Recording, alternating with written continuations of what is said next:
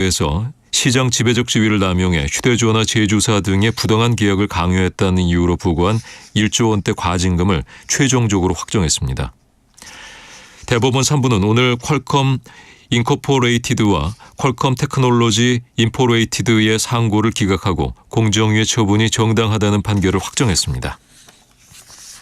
날씨입니다.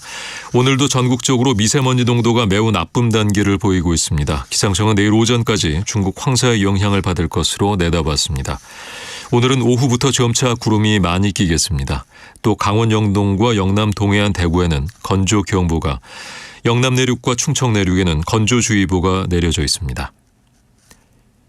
KBS 제1라디오 5시 뉴스를 마칩니다. 이상협이었습니다. KBS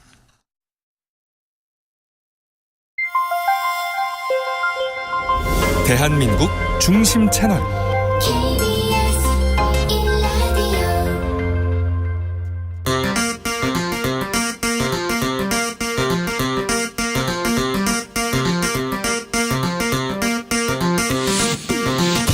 주진우 라이브.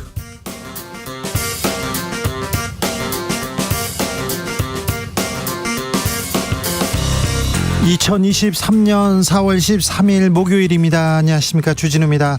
미국의 도청 파장 오늘도 계속됩니다. 동맹국 간 정보 수집은 일상적이고 보편적이다. 악이 없는 도청이다. 청와대와 달리 용산 대통령실 안전하다. 대통령실에서 강조했는데요. 믿어도 되는 걸까요? 대통령 도청 당하는 거는 아니겠지요. 김승주 고려대 정보보건대학원 교수와 진단해봅니다.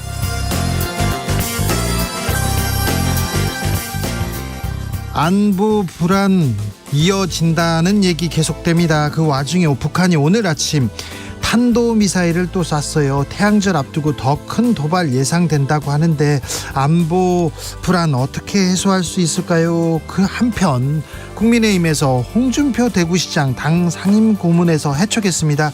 여러 해석들 나오는데요. 태영호 국민의힘 최고위원에게 직접 들어보겠습니다. 술에 취해 경찰을 때린 예비 검사가 있었습니다. 임용 취소됐는데요. 예전 같으면 사건 되지도 않았을 건데 이런 얘기 나옵니다. 하기야, 판사가 사람을 때리고 검사가 사람을 때렸는데 아니 기소되지 않더라고요. 수사하지 않더라고요. 그런데 이런 일이 있었네요. 사건의 지평선에서 깊이 살펴보겠습니다. 나비처럼 날아 벌처럼 쏜다. 여기는 주진우 라이브입니다.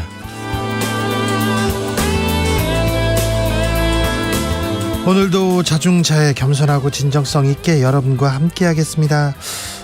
봄입니다. 날씨는 좋은데 미세먼지가 와서 걱정입니다.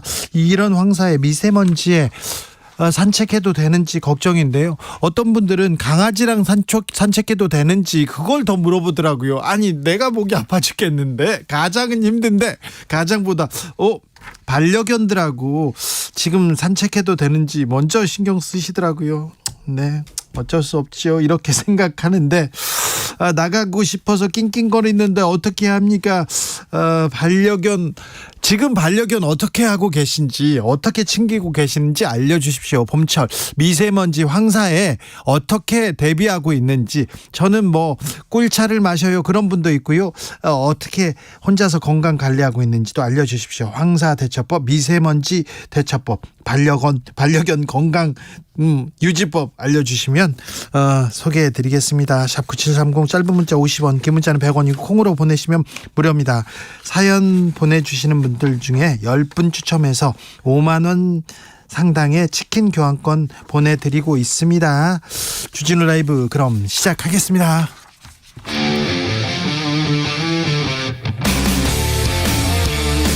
탐사보도 외길 인생 20년. 주 기자가 제일 싫어하는 것은?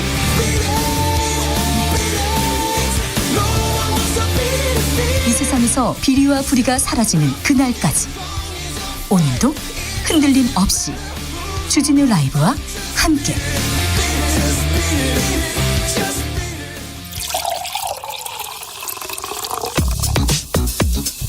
진짜 중요한 뉴스만 쭉 뽑아냈습니다. 주스 정상근 기자 어서 오세요. 안녕하십니까. 하늘이 오늘도 뿌연했습니다. 미세먼지 가득했어요. 네, 어제 전국을 덮친 고농도 황사가 대기 정체로 빠져나가지 못하면서 이틀째 노란 하늘이 이어지고 있습니다.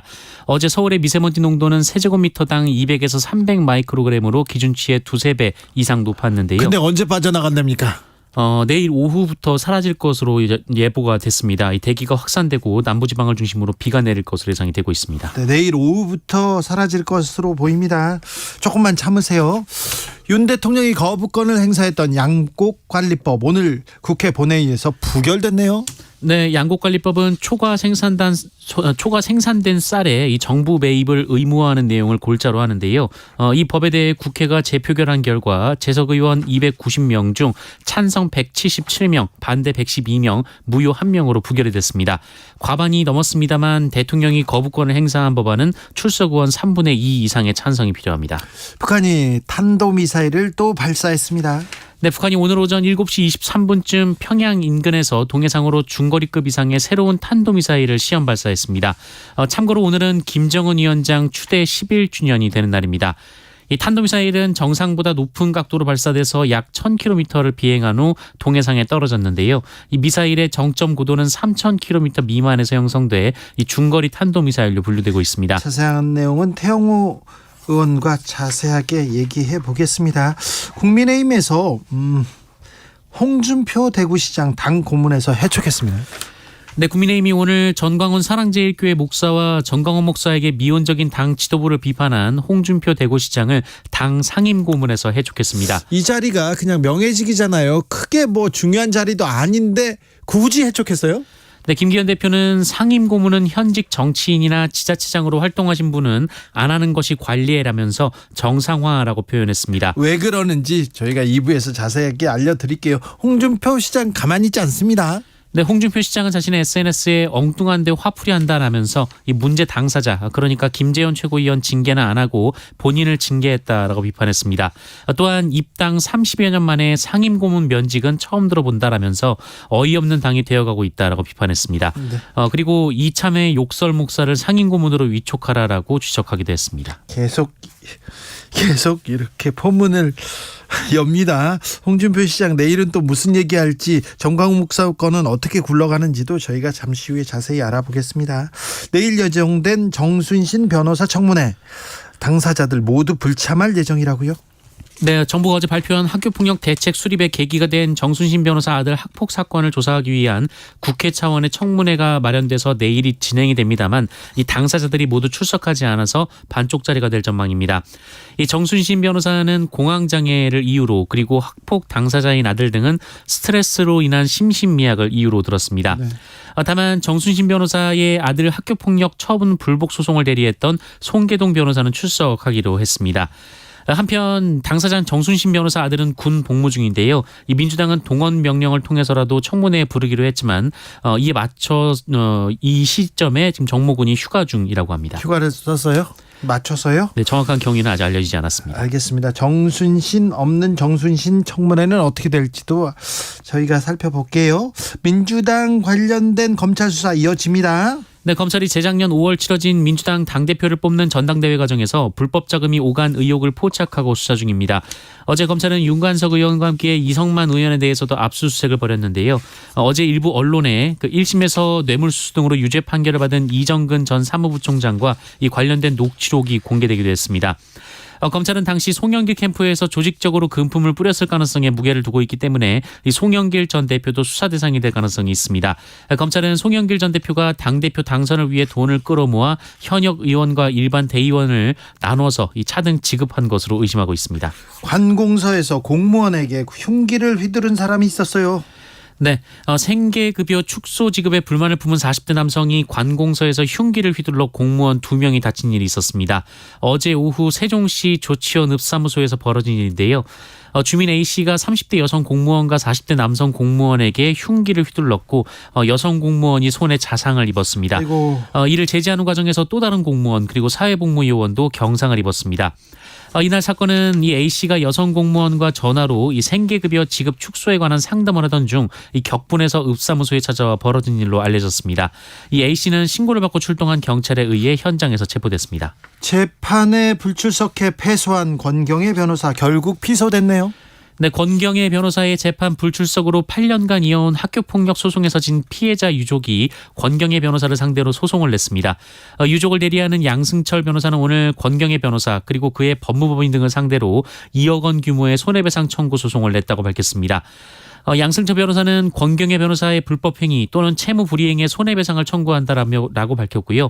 또 법무법인 및 구성원 변호사들 역시 연대 책임이 있다라고 설명했습니다.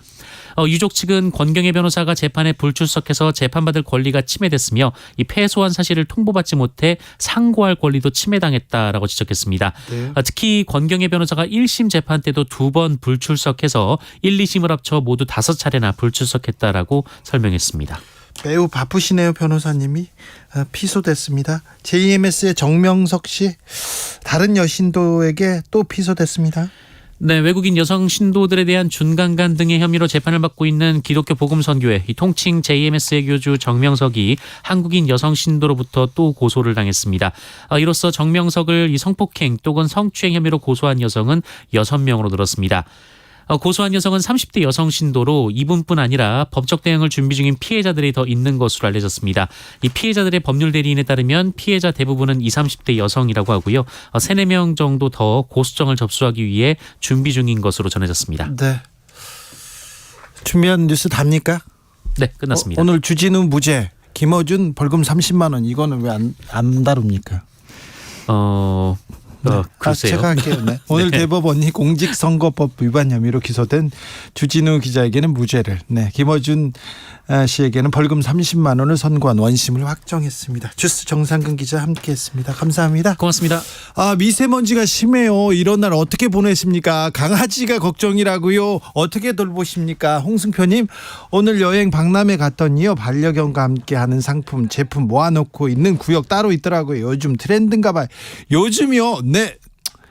강아지가 상전입니다. 네, 상전이에요. 네. 강아지 간식이요. 제 과자보다 훨씬 비싸더라고요. 어이구. 2183님, 미세먼지가 심하면요, 마스크 안에 콧구멍에 착용하는 코마스크를 사용합니다. 이중으로 마스크 하는 거죠. 그렇습니까? 조혜숙님은 댕댕이들보다 더 에너지 넘치는 8살 아들은 미세먼지 농도와 상관없이 놀이터에서 놀려고 해서 걱정입니다. 칼칼한 목과 코 소금물로 헹구는 건 어떨까요? 이렇게 얘기하셨어요.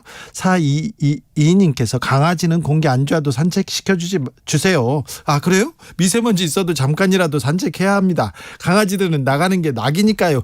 이렇게 얘기하셨고요. 9193님, 공기 때문에 산책 못 나가는 러닝머신에서 댕댕이 운동시키고 있습니다. 빨래 건져들어 쓰던 러닝머신이요. 진짜요? 나 참. 이것도 또 효과 있나요? 0207님, 청취율 조사 전화 받았습니다.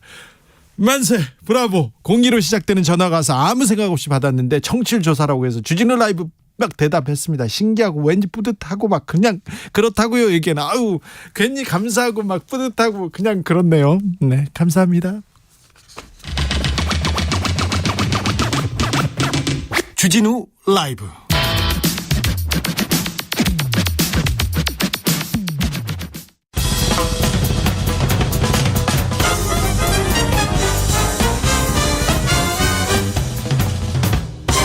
훅 인터뷰. 모두를 위한, 모두를 향한, 모두의 궁금증 훅 인터뷰. 미국 정보기관 CIA가 우리 대통령실을 도감청했습니다. 근데 도감청을 했다는 국가 기밀 보고서가 나왔는데 대통령실에서는 계속 문서가 위조됐다, 악의 없는 도청이다, 이렇게 얘기하고, 청와대와 달리 대통령 집무실 보안 시스템 만전을 기하고 있다, 안전하다, 이렇게 얘기를 하는데요. 이 말이 무슨 말인지 전문가와 함께 좀 자세히 알아보겠습니다. 국내 최고의 전문가인데요. 김승주 고려대 정보보호대학원 교수 모셨습니다. 안녕하십니까? 네, 안녕하십니까? 네. 전문가가 보기에, 교수님이 보기에 이번에 도감청 의혹, 도감청 사건 어떻게 보이십니까? 그러니까 제가 얘기를 하기가 좀 조심스러운데, 네. 저는 이제 기술하는 사람이니까, 네. 저같이 이제 보안 기술을 공부하는 사람들 입장에서는 네. 사실은 그렇게 놀랄 일은 아니고요. 도감청을 다 하고 있었다. 그러니까 정확히는 이제 도청이죠. 네, 도청. 감청은 영장을 발부받아서 네. 합법적으로 하는 엿듣는 거죠. 걸 얘기하니까 이게 정확히 표현하면 이제 도청인 거고요. 도청이라고 해야겠네요. 그렇죠. 지금. 예. 그런데 뭐 미국을 비롯한 소위 Five Eyes, 네. 미국, 영국, 캐나다, 호주, 뉴질랜드 네. 이 5개의 어떤 정보 동맹이 전 세계를 대상으로 도청을 해왔다. 예. 이건 뭐 워낙 예전부터 알려져 있었고 네. 그 기술력에 대해서도 뭐 꾸준히 발표가 되고 있었기 때문에 네. 사실은 그렇게 제 개인적으로 놀라운 일은 아니었습니다. 그래도 기분은 나쁘잖아요. 기분 나쁘죠. 아무리 친한 친구라고 해도 우리 안방에다 CCTV 뭐 켜놓고 뭐 몰래 카메라 찍었다 그러면 이건 화날 일이죠. 멱살 그렇죠. 잡을 일이죠. 그렇죠. 네, 그렇죠. 그러니까 분명히 기분 나쁘니까 해서는 안 안 돼. 될 일이고요. 네. 하지만 모든 나라들이 이제 그런 어떤 첩보 수집들을 하고 있는 거고요. 네. 예. 그런데 이제 우리나라가 그 대상이었다는 이었다는 게. 게 사실은 굉장히 불쾌한 일이긴 하죠. 자, 교수님 어떻게 들었을까요? 어떻게 도청했을까요? 이게 사실은 우리가 뭐 시긴트 그래서 네. 뭐 시그널 인텔리전스 이렇게 얘기를 하는데 네. 사실은 이게 굉장히 광범위한 용어입니다. 네. 신호를 분석해서 정보를 입수한다. 네. 뭐 제일 일반적으로 하는 건 그냥 말하는 걸 엿듣는 거죠. 예. 이렇게 우산처럼 생긴 지붕기를 놓고 네, 이렇게 예, 쏘아가지고. 말 그대로 듣는 겁니다. 네. 아니면 그 시설에 뭐 이렇게 소형 마이크 같은 걸 설치해 놓고 예. 그걸 통해서 이제 엿듣는 거죠. 네. 그런데 이런 게 그렇게 쉽지는 않습니다. 네. 왜 그러냐면 음성 신호라는 게 도달거리가 굉장히 짧거든요. 네. 그래서 굉장히 먼 거리에서는 그런 걸 듣는 게 쉽지는 않습니다. 네. 그래서 이제 뭐 언론에도 많이 보도된 게 뭐 레이저를 이용하자, 네. 라디오파를 이용하자 뭐 이런 겁니다. 이제 뭐냐면 우리가 이제 말을 이렇게 말소리를 내는 건 성대가 떨려서 말소리가 나오는 거잖아요. 예. 똑같이 지금 제 앞에 마이크가 있는데 이것도 이 안에 막이 있어서 예. 그 막이 떨리는 걸 전기 신호로 바꿔서 내보내는 겁니다. 예. 자, 그럼 사람들이 생각하기에 야, 뭐든지 아무튼 사람이 말을 하면 어딘가는 진동이 일어날 거고 네. 그걸 잡아내면 되지 않겠는가 이렇게 생각을 하는 거예요. 네.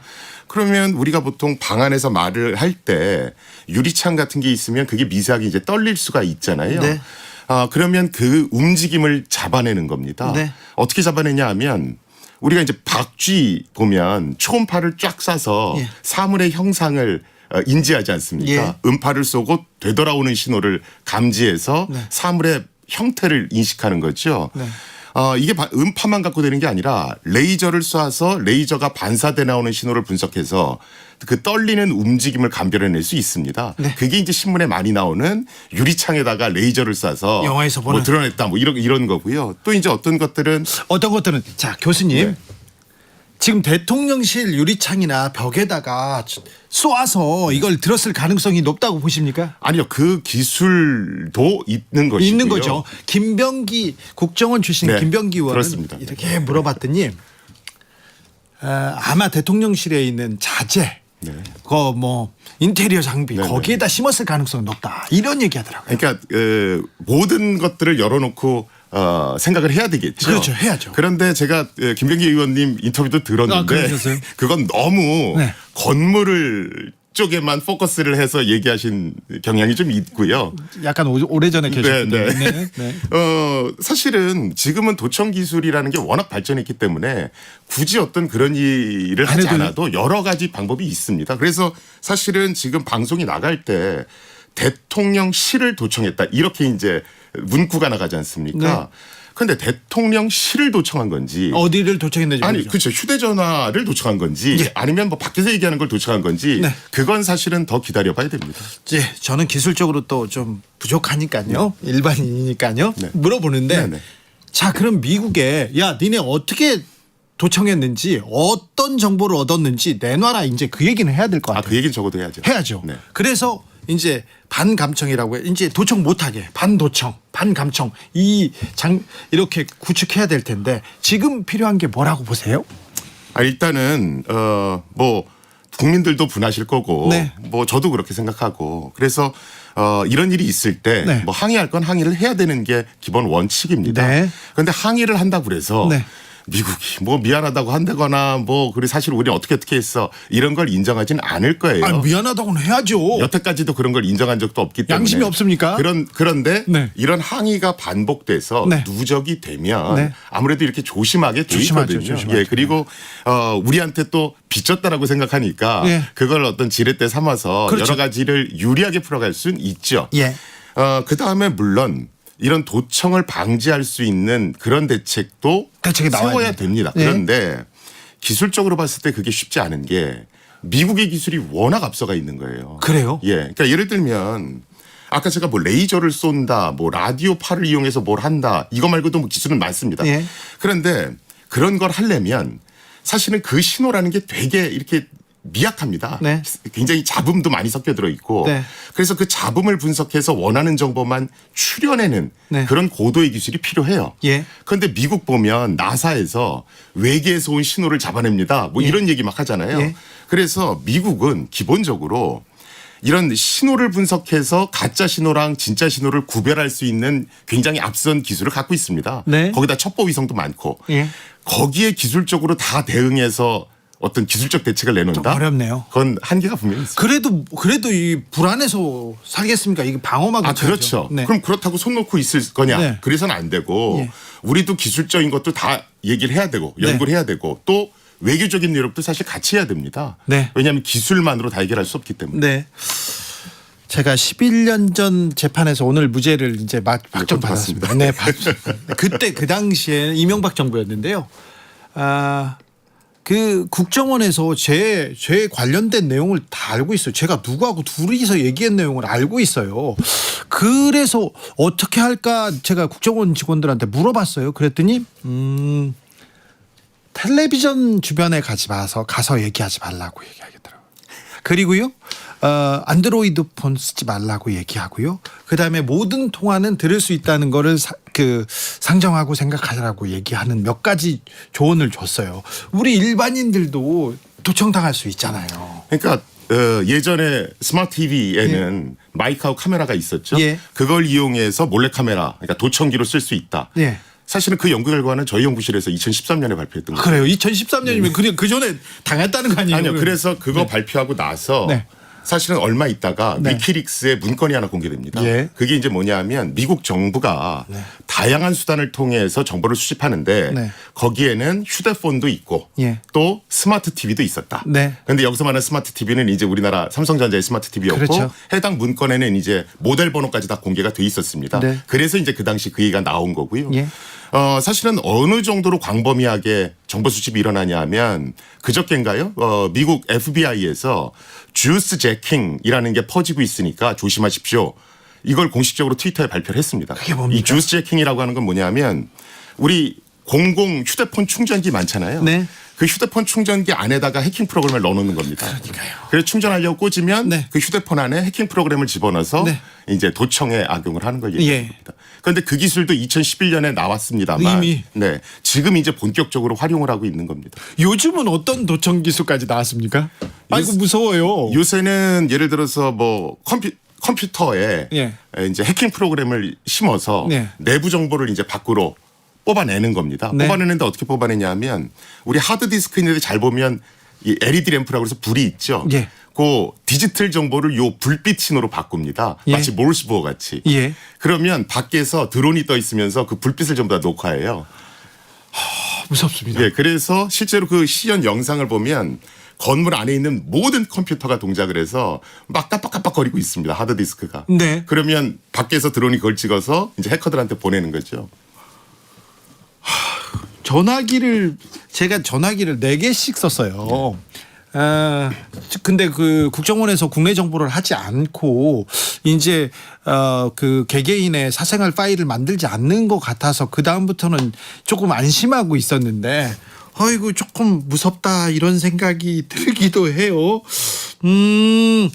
대통령실에서 철통 보안이다. 도감청 우려 걱정 없다. 우리는 청와대보다 훨씬 더 단단하다. 이렇게 얘기했는데 전문가로서 이 발언은 어떻게 보십니까?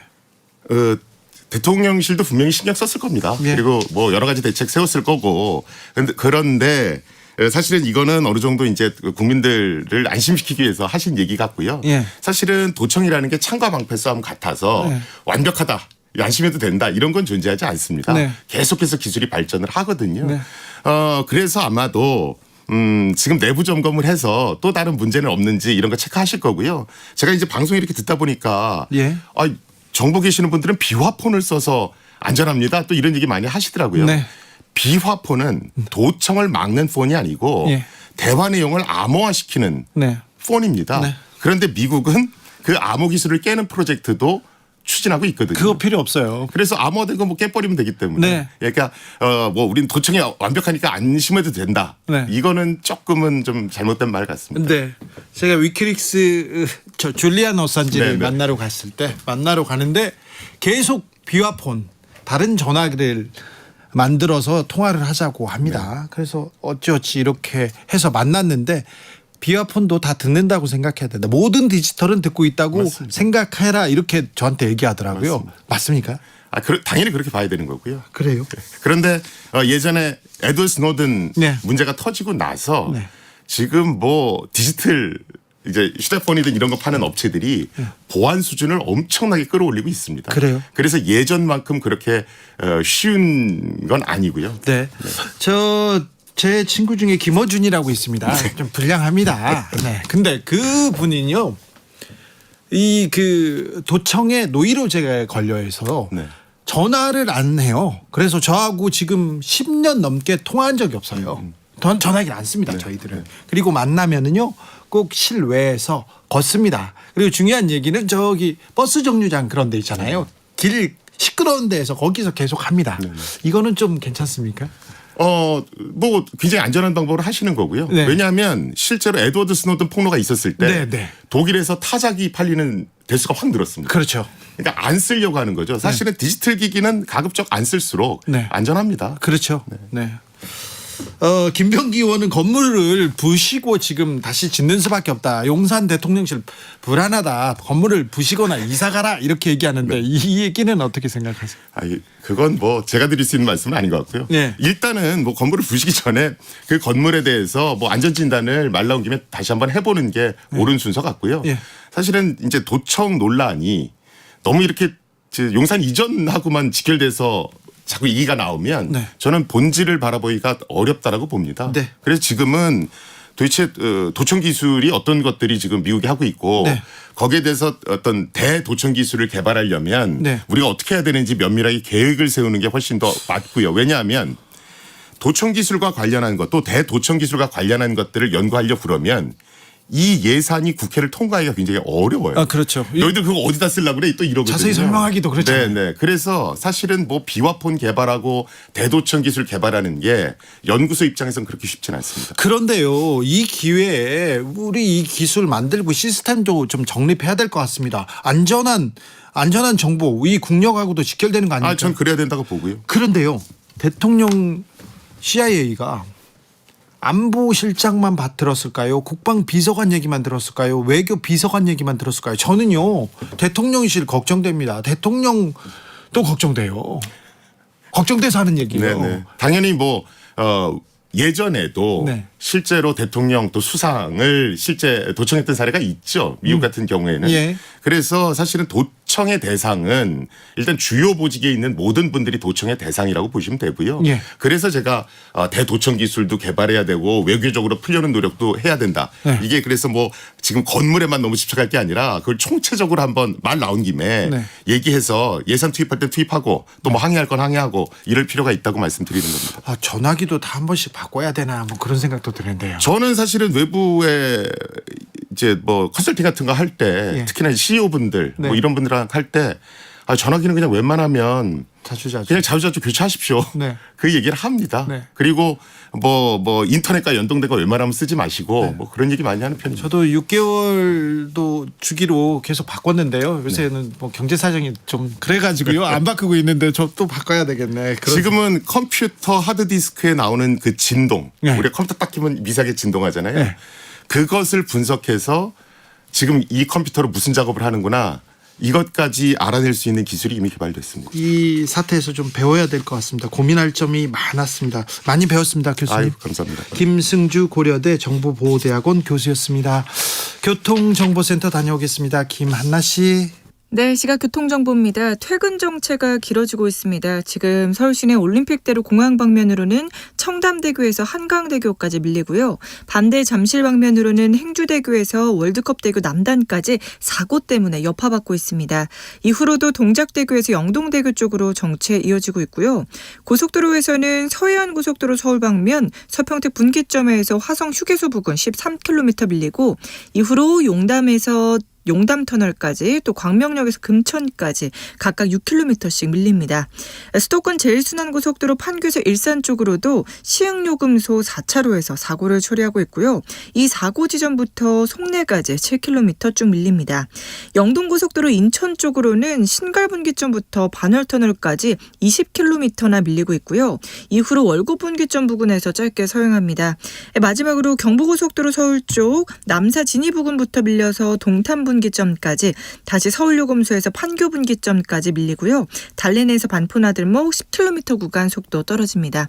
KBS 교통정보센터에서 김한나였습니다.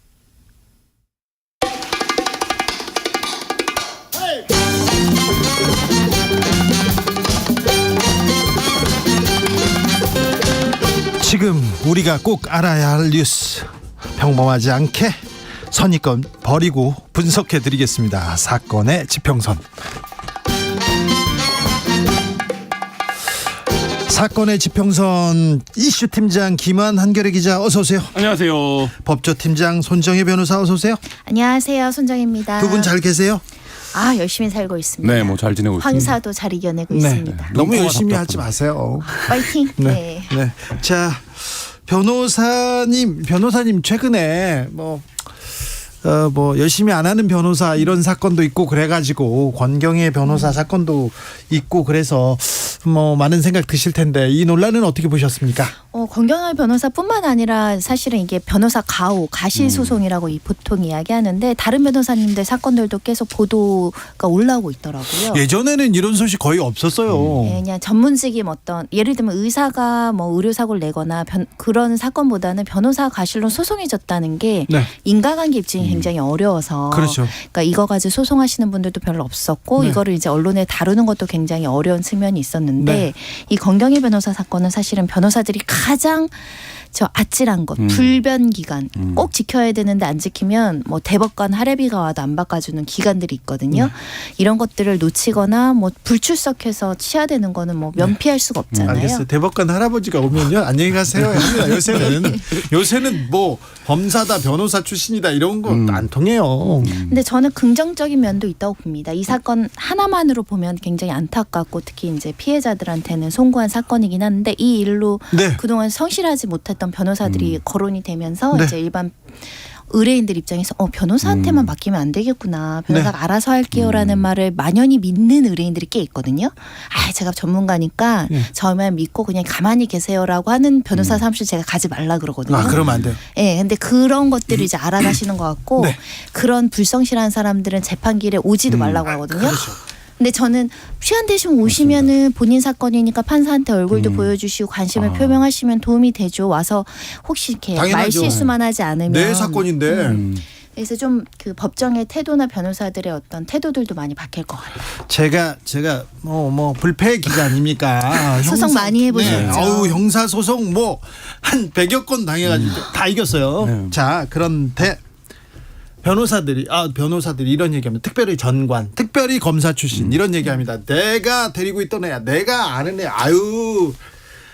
저 가족하고 부부 동반으로 해외여행 가잖아. 골프 같이 쳤잖아. 이런 얘기 하지 않습니까? 내가 다 얘기할게. 뒤에서 할게. 이런 사람 믿으면 안 되죠. 그죠? 그래서 사자의 사기의 사자가 될 수 있겠죠. 그런 얘기 하시면요. 변호사법 위반이죠. 그렇죠. 그리고 의뢰인의 적극적인 참여를 유도하는 변호사가 좋은 변호사다. 그렇죠. 예. 서면을 잘 써야 네. 됩니다. 일단 서면을 쓰고 그 다음에 이제 이야기를 해야죠. 그렇죠. 서면도 안 내고 말로만 하는 사람들은 정말 퇴출돼야 되고 퇴출되는데 요 최근에 일련의 사건들이 도움이 네. 됐으면 좋겠습니다. 일부 검사 출신들 50억 클럽에서도 나오는 분들 네. 있지 않습니까? 그 사람들은 서면을 쓰거나 재판정에 가지 않아요. 뒤에서 내가 다 알아서 할게 이렇게 얘기하시는 분들이 있는데 그런 사람 믿으면 안 됩니다. 자, 오늘 사건은요. 사건 번호 0413 술 취한 경찰관 폭행한 예비 검사 사건입니다. 이슈 팀장 사건 개요 부탁드립니다. 네, 이번 달 말에 검사 임용 예정이었던 예비 검사가 있었습니다. 아유, 하늘 무서운 줄 몰라요. 네, 근데 술에 취해서 이제 경찰관을 폭행한 사건인데요. 네.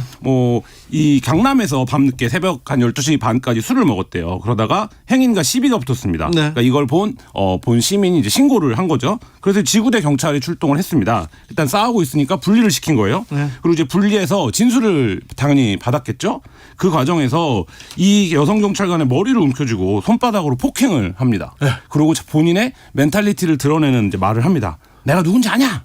넌 누구나 했느냐? 뭐 이렇게 이제 고성을 지르고 이제 위협을 한 거죠. 예. 그리고 이런 폭언을 한 끝에 영화 많이 보셨어. 내가 막 네. 니네 서장하고 그 얘기 아니에요. 네. 그거. 지난 3월에 공무집행 방해 혐의로 기소가 된 사건입니다. 자, 기소가 됐습니까? 그러면 재판에서 어떻게 됐습니까? 법조 팀장. 네, 1심 선고 결과는 최종적으로는 이제 벌금 300만 원의 선고유예 판결로서 이제 선처를 받았습니다. 선고유예라면 벌금 300만 원인데 안 내도 된다는 거 아니에요? 일단은 이렇게 말씀드릴 수 있어요. 굉장히 유죄이지만- 선처를 받았다. 그렇죠. 해줄 수 유죄이지만 있는 최대치를. 최고의 선처인 판결을 받았다고. 변호사님, 말씀드렸습니다. 근데 아니 이 예비 검사라고 하지만 여성 경찰관을 때렸잖아요.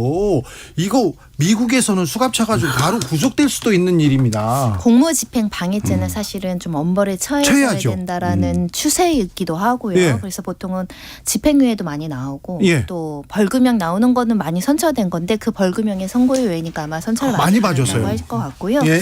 일단 재판부가 자백하는 점, 반성하고 초범인 점, 그리고 이제 피해자에게 이제 선처를 구하고 있는 점 등을 고려했다라고 하는데요. 그 이면에는 아무래도 이제 오랜 동안 이제 법률 공부를 하고 예비 검사직을 박탈할 위기나 이런 것들도 감안되지 않았을까라는 생각이 드는데요. 일단 법무부에서 이 논란을 의식했는지는 모르겠으나 일단 인사위원회를 소집해서 네. 이 검사로 임명하지 않기로 했고 타당한 조치로 보입니다. 검사로 임용되지 못했습니다. 한 번의 실수였다 이렇게 얘기하지만 또 제가 보기에는 일반인의 시각으로 보면 경찰을 공무 집행하는 사람한테 손을 댔어요. 저는 이거 처벌해야 된다고 생각해요. 그러니까 이게 그리고 이제 이렇게 할 수 있는 왜 이렇게 할 수 있는가의 행위의 네. 배경을 맥락을 좀 생각해 보면 여기서 이제 이 말이 나오죠. 내가 누군지 아냐. 네. 그러니까 내가 너보다 위에 있는 사람이다. 그렇죠. 너는 도대체 누구 라인이냐라고 묻는 건 내가 너를 어떻게 할 수도 있다. 네. 이거 이제 인식을 은연중에 드러내는 발언 아니겠습니까? 그러니까 이 사건을 보면서 뭐 지금은 많이 달라지긴 했습니다만 검사라고 하는 직업, 검찰이라고 하는 집단이 가지고 있는 어떤 사회적 위계에서 힘 이런 것들이 좀 단적으로 드러나는 네. 과시하는 그런 이제 사건이었습니다. 이런 걸 특권 인식이라고 하는데 사실 되게 젊으시더라고요. 네. 이제 예비 검사니까. 근데 이런 특권 의식이 생겼다는 게 좀 놀라워요. 요즘 법조인들은 특권이 뭐예요? 뭐 이런 상황인데요. 아니 그 변호사님이나 그런 네. 거고요. 그런데 네. 요즘은 달라졌다고 말씀하셔서 그런데 네. 옛날에 예비 검사가 이랬다. 옛날에 검사가 이랬다. 이거는요.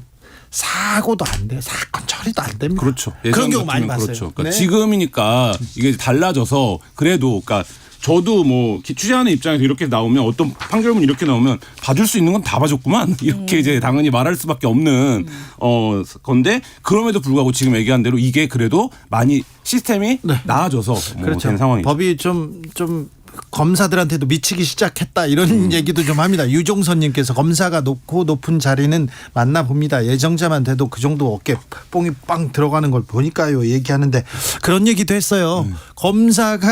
검사의 특권 중에 범죄자를 기소해서 죄를 만드는 것도 있지만 죄를 봐주는 거 있잖아요. 그렇죠. 기소하지 않으면 벌을 받지 않습니까? 그런데 최근에는 그 검사들이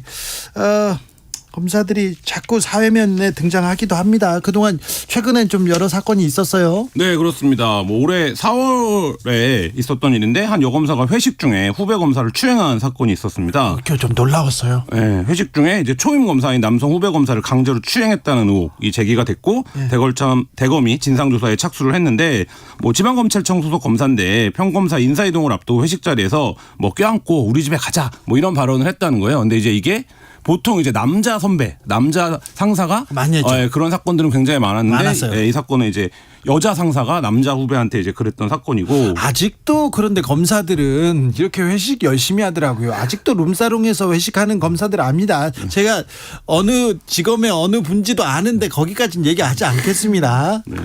근데 좀 변호사님 왜 그럴까요?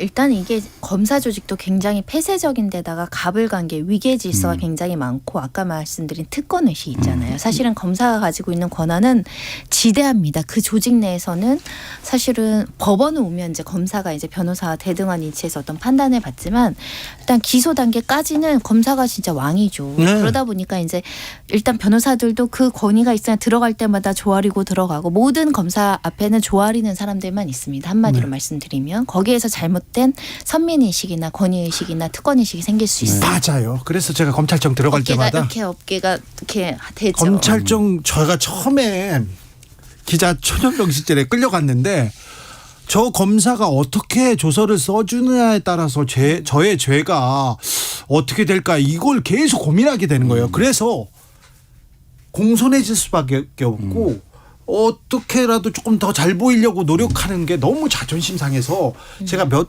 달 동안 고민하고 몇 달 동안 자존심 상했어요. 그 다음부터는 제가 이제 바꿉니다.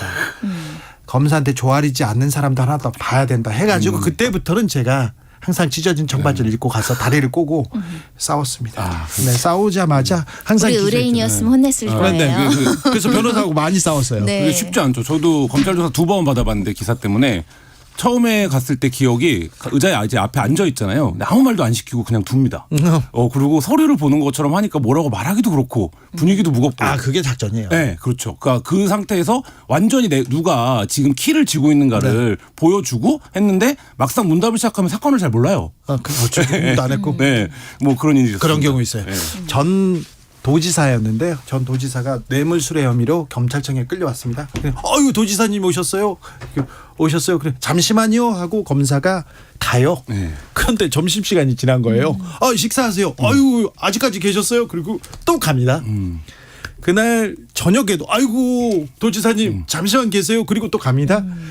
다음 날 도지사가 다시 검찰에 와서 검사님 제가 잘못했으니 조서 받아주세요. 그것도 작전이었어요. 네, 그렇죠. 그런 여러 작전이었습니다. 그런데 아무튼 성추행 얘기는 계속 나옵니다. 성추행 그리고 막 피의자를 불러다가 성추행이 아닌 성폭행한 그런 사건도 있었죠. 뭐 기자를 성추행한 사건도 있었고요. 수사관을 성추행한 사건도 있었고. 근데 이제 이 사건들의 특징이 뭐냐면 대부분 회식 자리에서 일어나고 그다음 위기에 의한 경우가 많습니다. 그게 일부 검사들 얘기입니다. 일부 법조인 얘기입니다. 자, 지금 사회면에 나오는 그런 사람이 또 어디에 나왔습니까?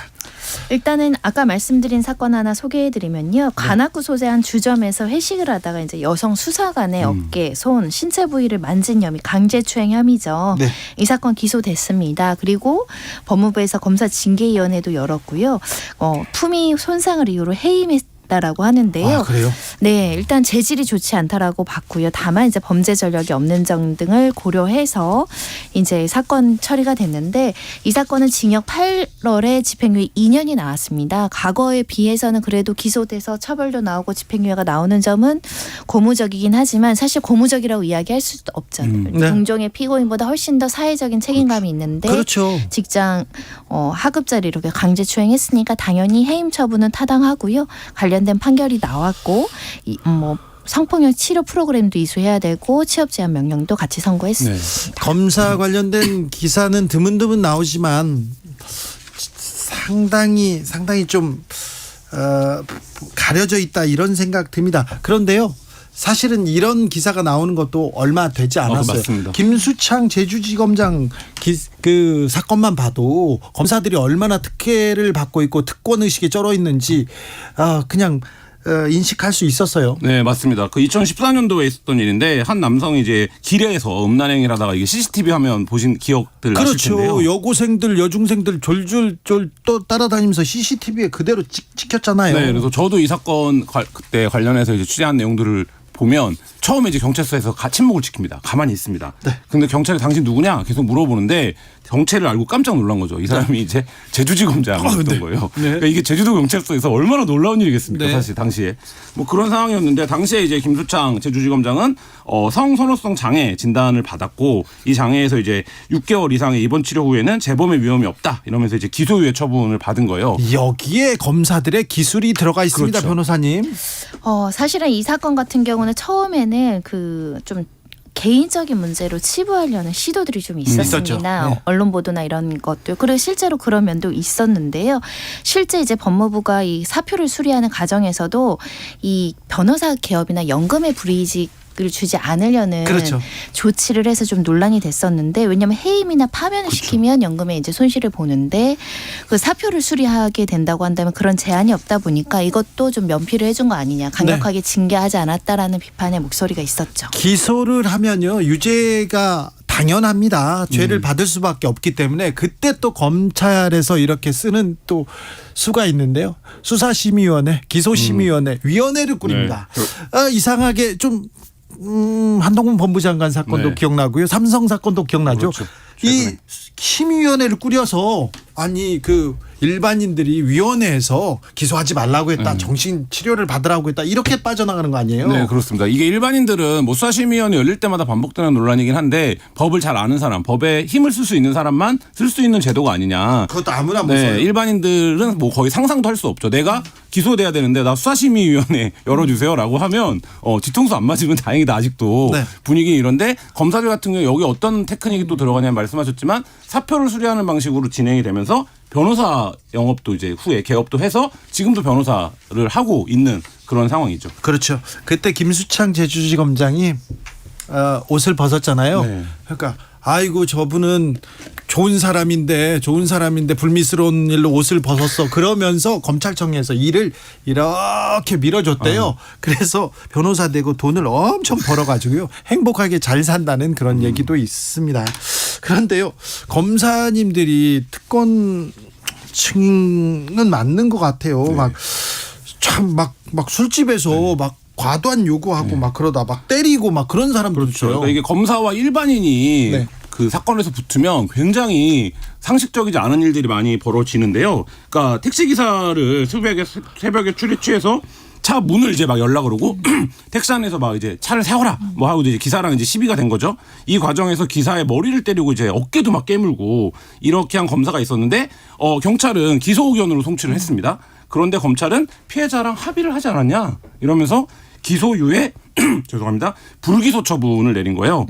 그래서 결국엔 재판을 피했고 이 검사는 감봉 1개월의 자체 징계만 받았던 사건이 있었습니다. 이게 말이 됩니까? 근데 뭐 폭력 사건 같은 경우에는 합의하면 많이 선처를 해줄 수 있다라는 문제는 있는데 사실은 우리 사회가 좀 검사가 두 가지 그 사건으로 많이 문제가 되자 폭력적인 부분이나 성적인 부분 네. 굉장히 좀 맞아요. 안타까운 면이 있어요. 그래서 좀 분석을 해보자면 그건 제 개인적인 네네. 생각인데 외교부도 성 문제가 많거든요. 검사들도 좀 성적인 비 문제가 많은데 1, 2년마다 이렇게 지역으로 다니면서 이제 가정이나 이런 것들 많이 떨어져 있고 가족 관계가 많이 단절된 분들도 꽤 많아요. 그래서 그런 측면에서 이런 게 많이 나오는 거 아닐까도 한번 생각을 해봤고 폭력적인 부분은 일단 제가 계속 검사만 비판하는 내용만 얘기해서 이제 말씀을 드리는 건데 위기의 질서. 네, 약간 좀 직업 자체가 범죄자를 많이 보잖아요. 범죄 피해자나. 그냥 사실 정신적인 고통이 조금 다른 법조 직역하고는 좀 다릅니다. 스트레스는 다 많은데 여기는 어찌됐든 범죄자들을 상대해야 되는 고도의 어떤 기쌤을 요구하거든요. 네. 거기서 오는 스트레스를 이렇게 잘못된 방식과 특권의식으로 푸는 거 아닌가. 검사실에서 하는 갑질은 아니고 검사실에서 하던 걸 술집 가서 하면 그건 범죄거든요. 자, 일면 타당해요. 네. 제 개인적인 검찰 의견이에요. 고위 간부들 이렇게 만나서 얘기해 보잖아요. 그러면은 엄청나게 터프한 척해요. 그리고 자기가 무슨 운동도 했다. 그 검사는 말이야 뭘 했다 이렇게 얘기를 해요. 그러니까 저분은 뭐 거의 깡패 수준이네요. 원래 그렇게 무술이 특출하고 그랬습니까? 이렇게 물어보고 그랬어요. 근데요. 한 검찰총장 출신 한 변호사가 얘기하더라고요. 저기 법대에 나와서 검사하려고 하면 거의 대부분 앉아서 책만 보던 사람들이다. 운동이나 그리고 뭐 다른 능력에 대해서는 많이 떨어진다. 주변 저 검사 그렇잖아요. 올 때 너무 두꺼운 안경을 끼고 와가지고 옆에 구분도 못하던 사람도 있었다 얘기를 하더라고요. 그러니까 가장 모범생의 가장 쇠님 역할을 하는 사람들 중에서 이렇게 모아놨는데 검사만 되면 갑자기 터프해지더라. 그 얘기를 검사들이 하더라고요. 그 부당거래 영화 부당거래 보시면 주양검사 내가 그 얘기를 합니다. 그렇죠. 내가 겁이 많아서 검사가 된 사람이야 이 사람아 이런 네. 얘기를 여러 번 하는데 네. 그게 이제 뭐 이런 측면이 있는 것 같아요. 그러니까 검사 집단이 계속적으로 사회적 무리와 범죄를 일으키는데 그 집단이 왜 그런 거냐, 그 집단이 이러이러한 특성이 있어서 범죄를 저지를 수도 있는 거 아니냐라는 것 자체를 듣는 집단이 검사 집단밖에 없습니다. 이 얘기는 무슨 얘기냐면 검사 집단이 가장 그만큼 사회적으로 힘이 센 집단이다. 그렇기 때문에 범죄를 저질러도 그 범죄가 그 집단의 특성에 이런 게 있어라는 거를 오히려 이해해주는 측면, 이해해주려고 하는 측면, 뭐 이런 것도 있는 거죠. 우리가 어떻게든 이해를 해보고 그렇죠. 싶다는 거죠. 같이 변호사 시험, 사법 시험을 봤는데 왜 이럴까? 네, 왜 이럴까? 그러니까 우리가 그리고 검찰이 문제 삼지 않으면 죄가 되지 않아. 그렇죠. 살인도 우리는 봐줄 수 있어. 이런 생각이 조금 있는 것 같아요. 다 그렇지는 않지만 그래서 아까 변호사님이 말했듯이 성범죄 그리고 폭력범죄 생각해 보면 그렇게 제가 기자 생활하면서 들었던 말 중에 굉장히 인상적이어서 기억하고 있는 말 중에 하나가 어떤 사건이 있었는데 한참 법조를 오래 했던 선배가 이거 누가 이길 것 같아? 라고 물어서 저는 이제 그때 나름 소신을 갖고 얘기했는데 아니 검사가 이길걸? 이러는 거예요. 그래서 왜 검사가 이기냐고 했더니 다 이거 안 되면 다른 거라도 해서 결국엔 기소해서 범죄자로 만들 거야. 라고 얘기를 해서 결국엔 범죄자로 만들 수 있는 집단의 힘 그거를 이제 늘 생각을 가끔 하는데 검사 집단이 그런 권력을 갖고 있었던 집단이었죠.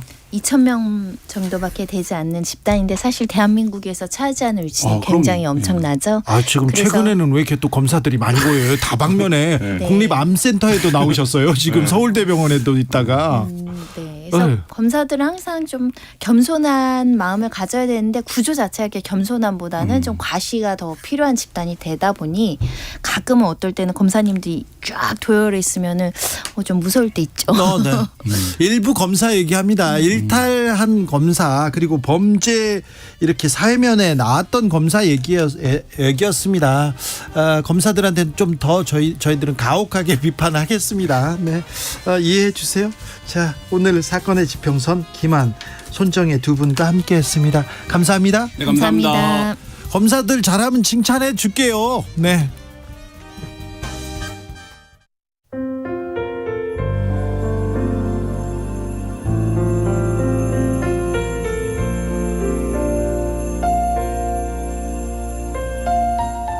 KBS 라디오 연중기획 희망충전 대한민국 529번째 이야기. 안녕하세요. 아나운서 이연주입니다. 누나의 사진을 어루만지며 눈물 짓는 할머니를 9살 남규가 꼭 안아줍니다. 부모 대신 새남매를 키워온 할머니. 유난히 추웠던 지난 겨울, 할머니는 난방비를 아끼려고 전기 온수기를 사용 중이었는데요. 반려견 목욕을 위해 샤워기를 든 순간 온몸이 감전되며 쓰러졌습니다. 손녀가 달려와 할머니를 부축했고 그때 손녀도 함께 감전돼 의식을 잃었습니다. 두 사람은 병원에 이송됐지만 11살 손녀는 끝내 깨어나지 못했습니다. 그날의 충격에서 아직도 벗어나지 못한 가족들. 할머니는 장기간의 입원 치료가 필요하지만 비싼 병원비와 남은 두 손주 걱정에 잠을 이룰 수가 없습니다. 남균의 가족이 슬픔을 딛고 일어설 수 있도록 여러분이 따뜻한 위로를 보내주세요. 여러분의 따뜻한 손길이 희망의 빛이 됩니다.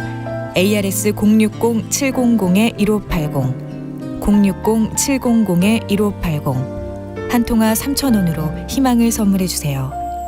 KBS 라디오 연중기획 희망충전 대한민국은 초록우산 어린이재단, 인탑스 주식회사 그리고 청취자 여러분과 함께합니다.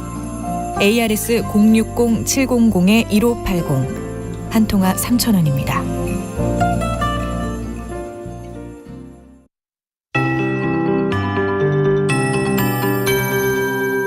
KBS 58분 날씨.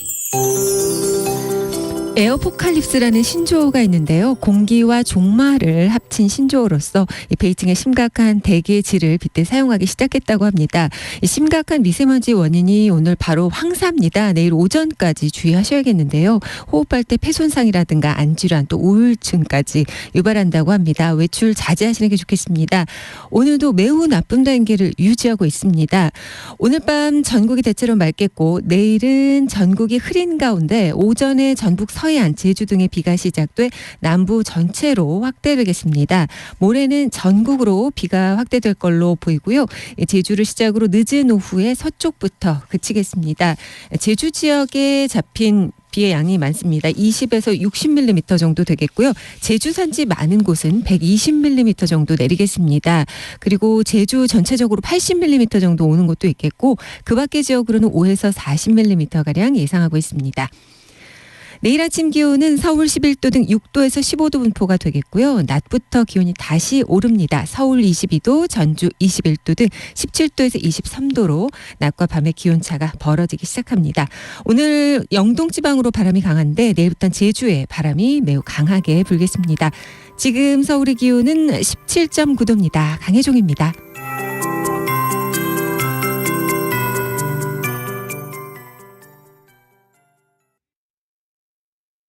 정성을 다하는 국민의 방송 KBS가 6시를 알려드립니다. AM 711kHz, FM 97.3MHz, KBS 1라디오입니다. HLKA.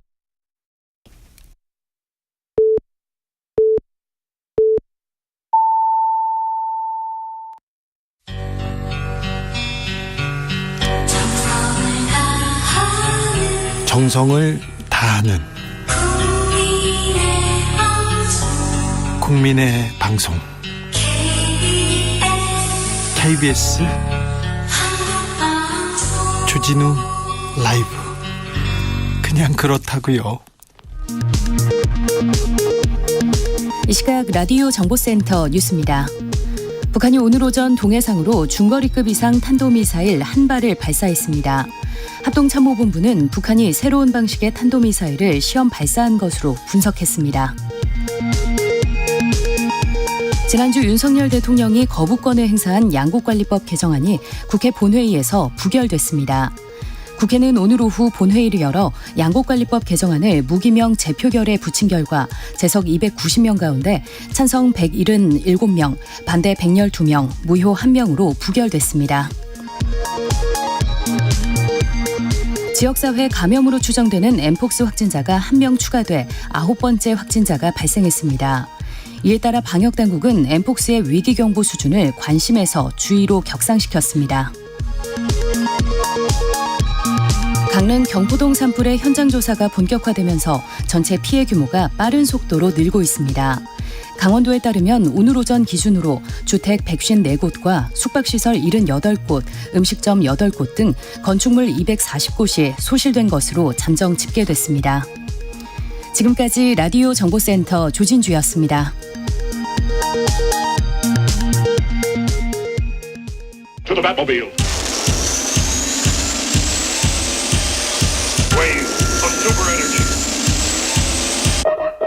주 기자의 1분. 김성한 전 국가안보실장이 교체된 뒤 김태효 국가안보실 1차장의 위상 독보적입니다. 원톱이라고 불리더라고요.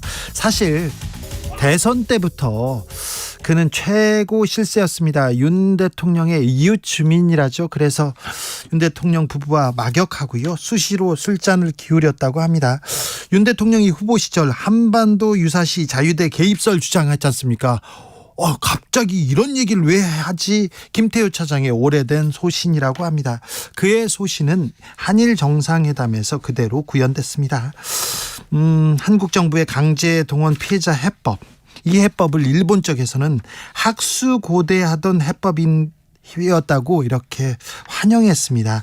대통령과 윤석열 정부는 일본과 무엇을 주고받는 협상을 원하지 않는다고 말씀하셨습니다. 김태효 차장님, 학수고대하던 걸 주고 아무것도 바라지 않는다고요? 연애하십니까? 이거 사랑 얘기 아니지 않습니까? 외교인데 일본한테요? 뭘 믿고요? 무슨 말인지 저 도무지 모르겠습니다. 한일 정상회담 앞두고는 도청 사건 나왔습니다. 그런데 김태효 차장, 문건이 조작됐다. 세계 최강 정보기긴 미국의 역량은 큰 자산이다 이렇게 말씀하시고 악이 없는 도청이었다 이렇게 얘기하는데, 아니 악이 없으니 괜찮다는데 무슨 말인지 도무지 모르겠습니다. 기자들이 질문을 합니다. 질문을 하는 게 기자라는 직업입니다. 듣는 게 기자의 직업입니다. 그런데 김 차장님, 같은 주제로 물어보시면 떠나겠다. 됐습니다. 다른 주제 물어보세요. 이렇게 하면서 화를 내십니다. 왜 자꾸 화를 내십니까? 대한민국 대표하는 외교사령탑이 미국, 일본 편만 드는 것 같아서 속상해요. 대한민국 대표하는 외교사령탑이 성난 얼굴로 화만 내고 있어서 속상해요. 주 기자의 1분이었습니다.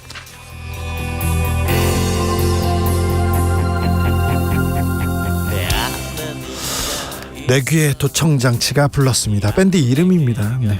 이메일. 많이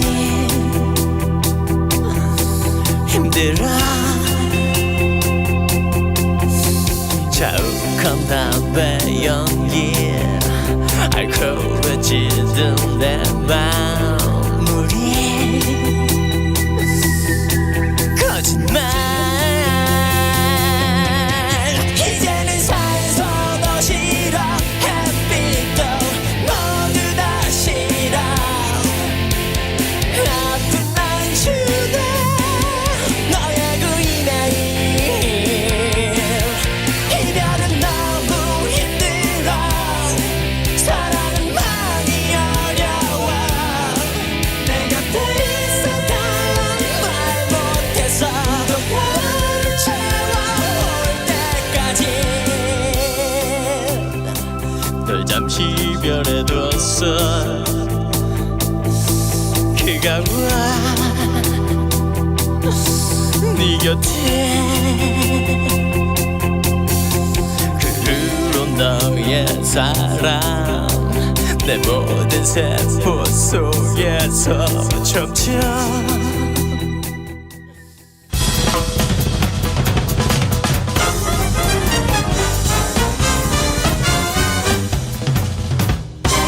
훅 인터뷰. 훅 인터뷰 이어가겠습니다. 안보 사령탑 도청당했습니다. 안보 뻥 뚫렸다 이런 얘기도 나오는데요. 그 와중에 북한에선 또 미사일 쏩니다. 앞으로 태양절이 있어서 그리고 한미 정상회담에 있어서 도발 가능성이 있다는데, 자 여러 가지 다 물어보겠습니다. 국회 외교통일위원회 그리고 국민의힘 최고위원이죠. 태영호 의원 모셨습니다. 어서 오십시오. 예, 안녕하세요. 네. 예. 아니 북한에서 왜 이렇게 또 미사일을 쏘고 그랬습니까? 이번 미사일은 왜 쐈습니까? 뭡니까? 아직까지 구체적인 재원 분석은 끝나지 않았는데 지금까지 나온 자료를 보면 ICBM 고체 연료 발사가 아닌가 이렇게 전문가들은 보고 있습니다. 네. 내일 북한이 공식 발표하겠지만 만일 이것이 고체 연료 발사라면 이거는 지금까지 북한의 미사일 개발에서 다시 한 번 더 한 단계 올라가는 그런 이제 의미 있는 그런 발사라고 볼 수 있겠습니다. 북한의 미사일 실력 능력은 그리고 핵 능력은 좀 우려할 만하군요. 제가 좀 이야기하고 싶은 건요.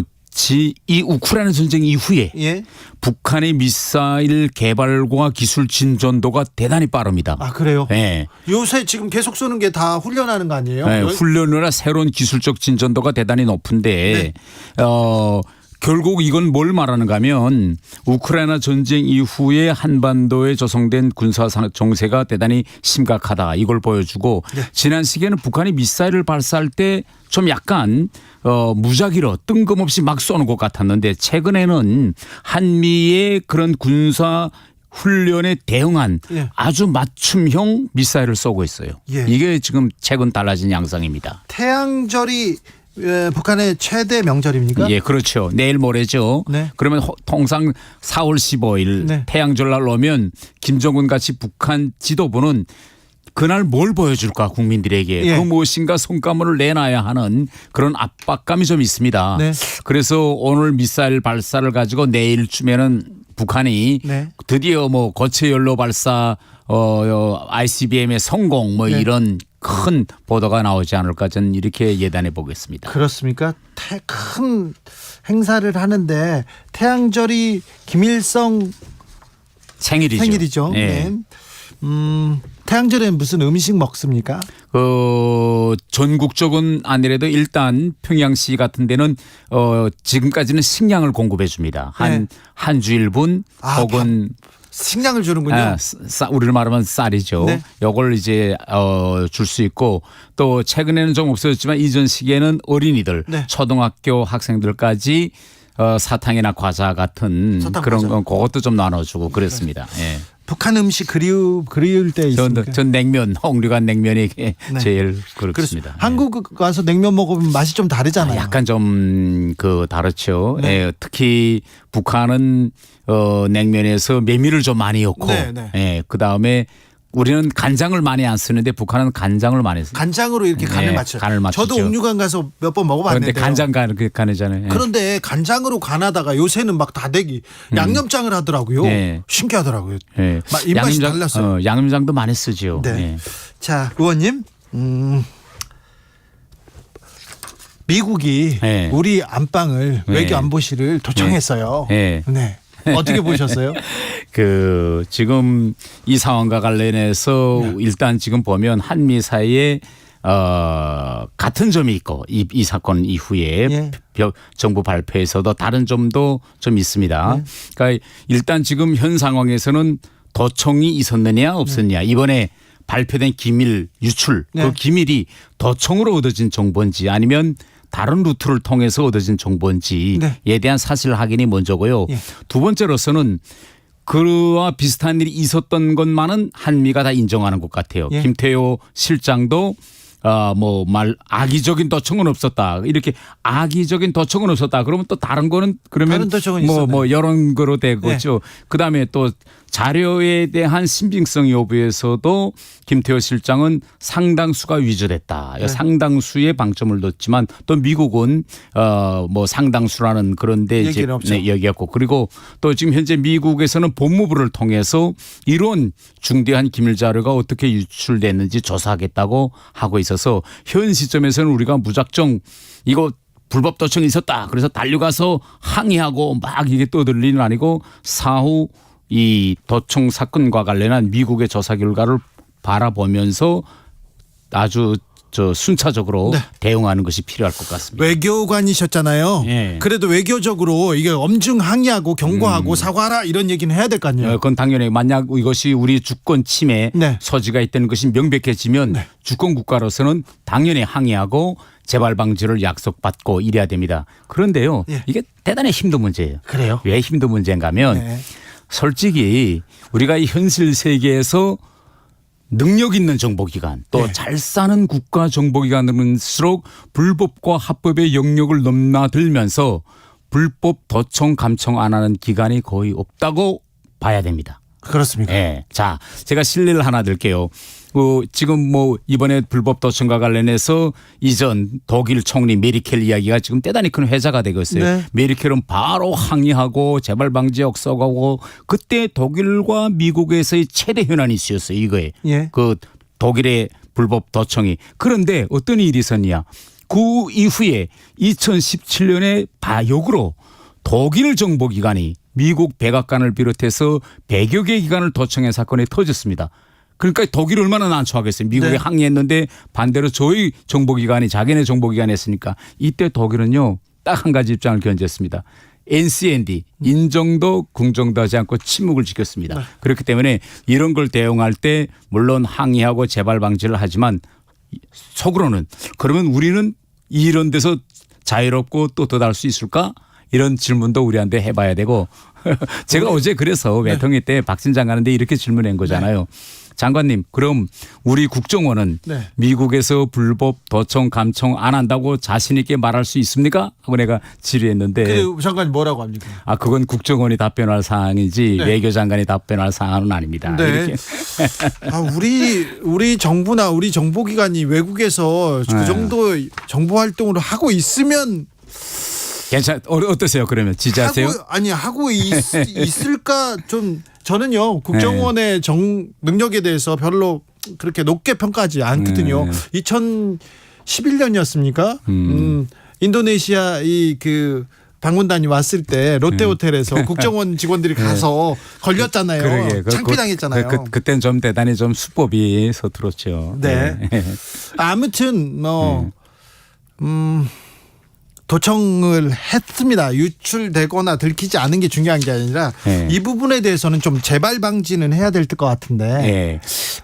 물론 재발 방지도 하고 그런데 저는 그래요. 그러면 이런 사건이 생기면 뭐 미국이 지난 시기 관례를 보면 재발 방지를 약속합니다. 네. 그러면 그것이 지켜졌느냐? 네. 거기에 대해서는 또 새로운 우문이 둘 수밖에 없죠. 그래도 외교적으로. 그러니까 당연히 우리는 요구하고 항의하고 재발 방지를 했지만 재발 방지를 했으니 이제는 안 할 거야. 이렇게 안심하면 안 되죠. 그렇죠. 우리는 이번에서 교훈을 찾고 더 강한 보안 대책을 취해야 된다. 그런데 이번 사건과 관련해서 지금 우리가 어떤 점을 주의해야 되는가 하면 지금 민주당 쪽에서는 김태호 차장이 상당수가 위조됐다. 이러면 그러면 위조 안 된 건 뭐냐. 사실과 가짜를 가려달라. 이렇게 지금 이야기하는데 이게 대단히 난처한 문제입니다. 만에 하나 이걸 우리 정부가 가릴 수 있을까요? 이걸 가리는 순간에는 엄청난 국제관계에서의 국가가 대단히 커질 것이고 그래서 끝까지 이거는 부인할 수밖에 없는 이런 상황입니다. 외교관이셨습니다. 그리고 지금 여당의 최고위원이었는데 자 우리 정부는 우리 국회는 불법 도청에 대해서 단호히 반대한다 하면서 단호히 반대한다. 사과하라. 재발 방지 대책 내놔라. 그리고 니네들 도청한 게 뭔지 다 알려줘라. 이렇게 얘기를 하고 뒤에서는 조용 외교적으로 야 니네 앞으로 하지 마. 그리고 다른 거 내놔. 이렇게 외교적으로 이렇게 풀어가는 방법이 있을 텐데 우리 정부의 자세가 지금 너무 미국 입장만 듣는 것 같아요. 저는 좀 달리 생각하는 게 이게 우리가 국회나 정부가 항의할 때는 주권 침해 소지가 명백해져야 됩니다. 그런데 지금 현재까지는 언론에서 보도했고 아직까지도 미국이 우리가 잘못했습니다라고 인정하지 않고 있는 상황이기 때문에 일단 현 시점에서는 사실관계 확인이 명백해야 되고 저는 이 사실관계에 대해서 이제 곧 확인이 될 거라고 생각합니다. 그래서 주권 침해 소지가 명백했을 때 항의해야 된다. 저는 이렇게 생각합니다. 알겠습니다.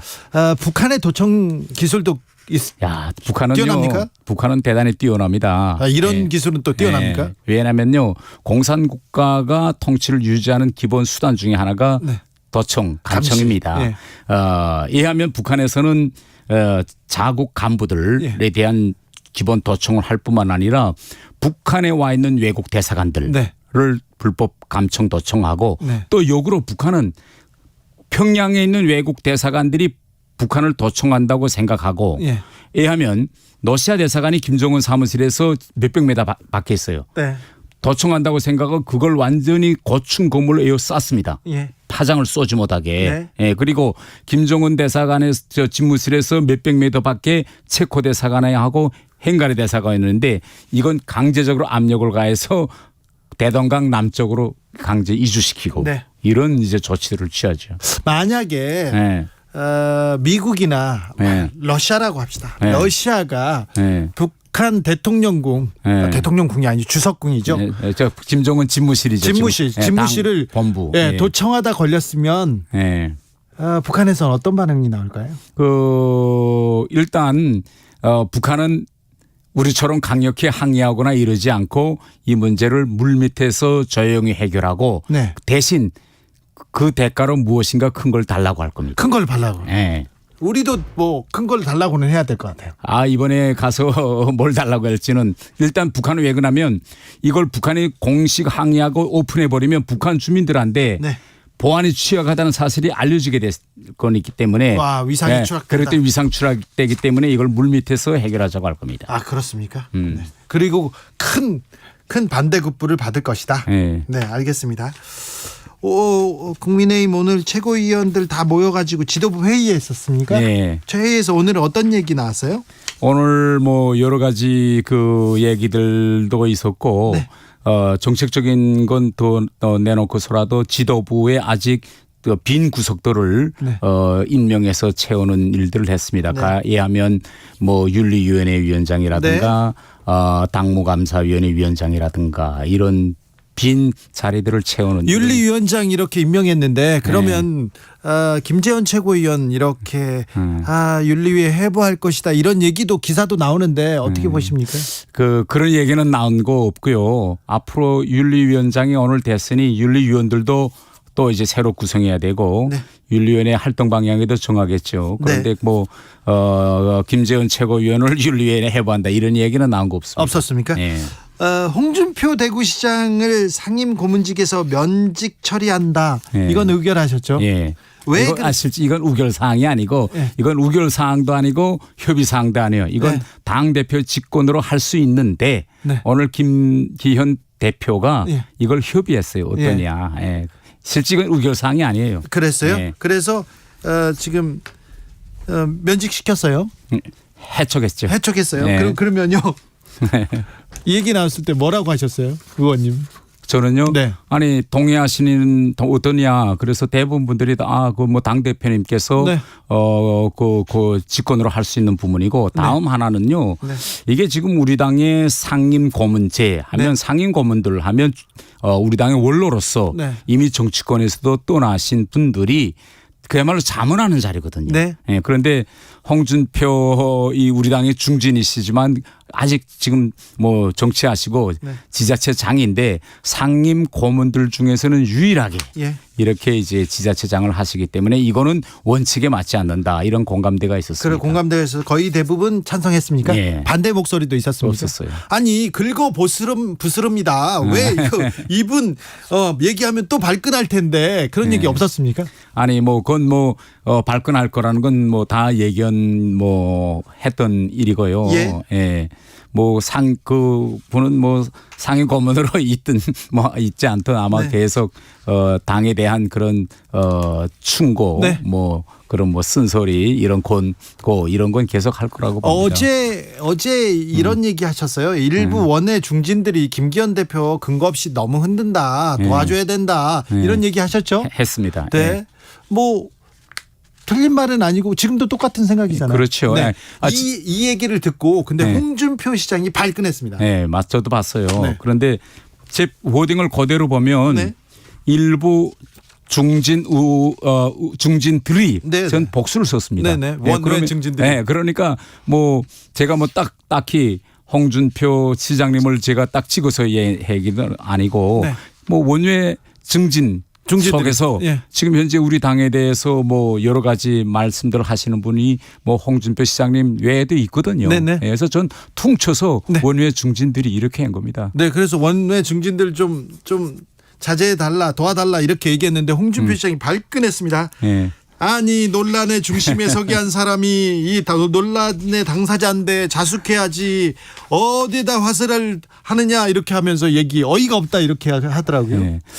물론 저도 이제 우리 새 지도부에 들어간 지 지금 한 달 좀 지났는데요. 네.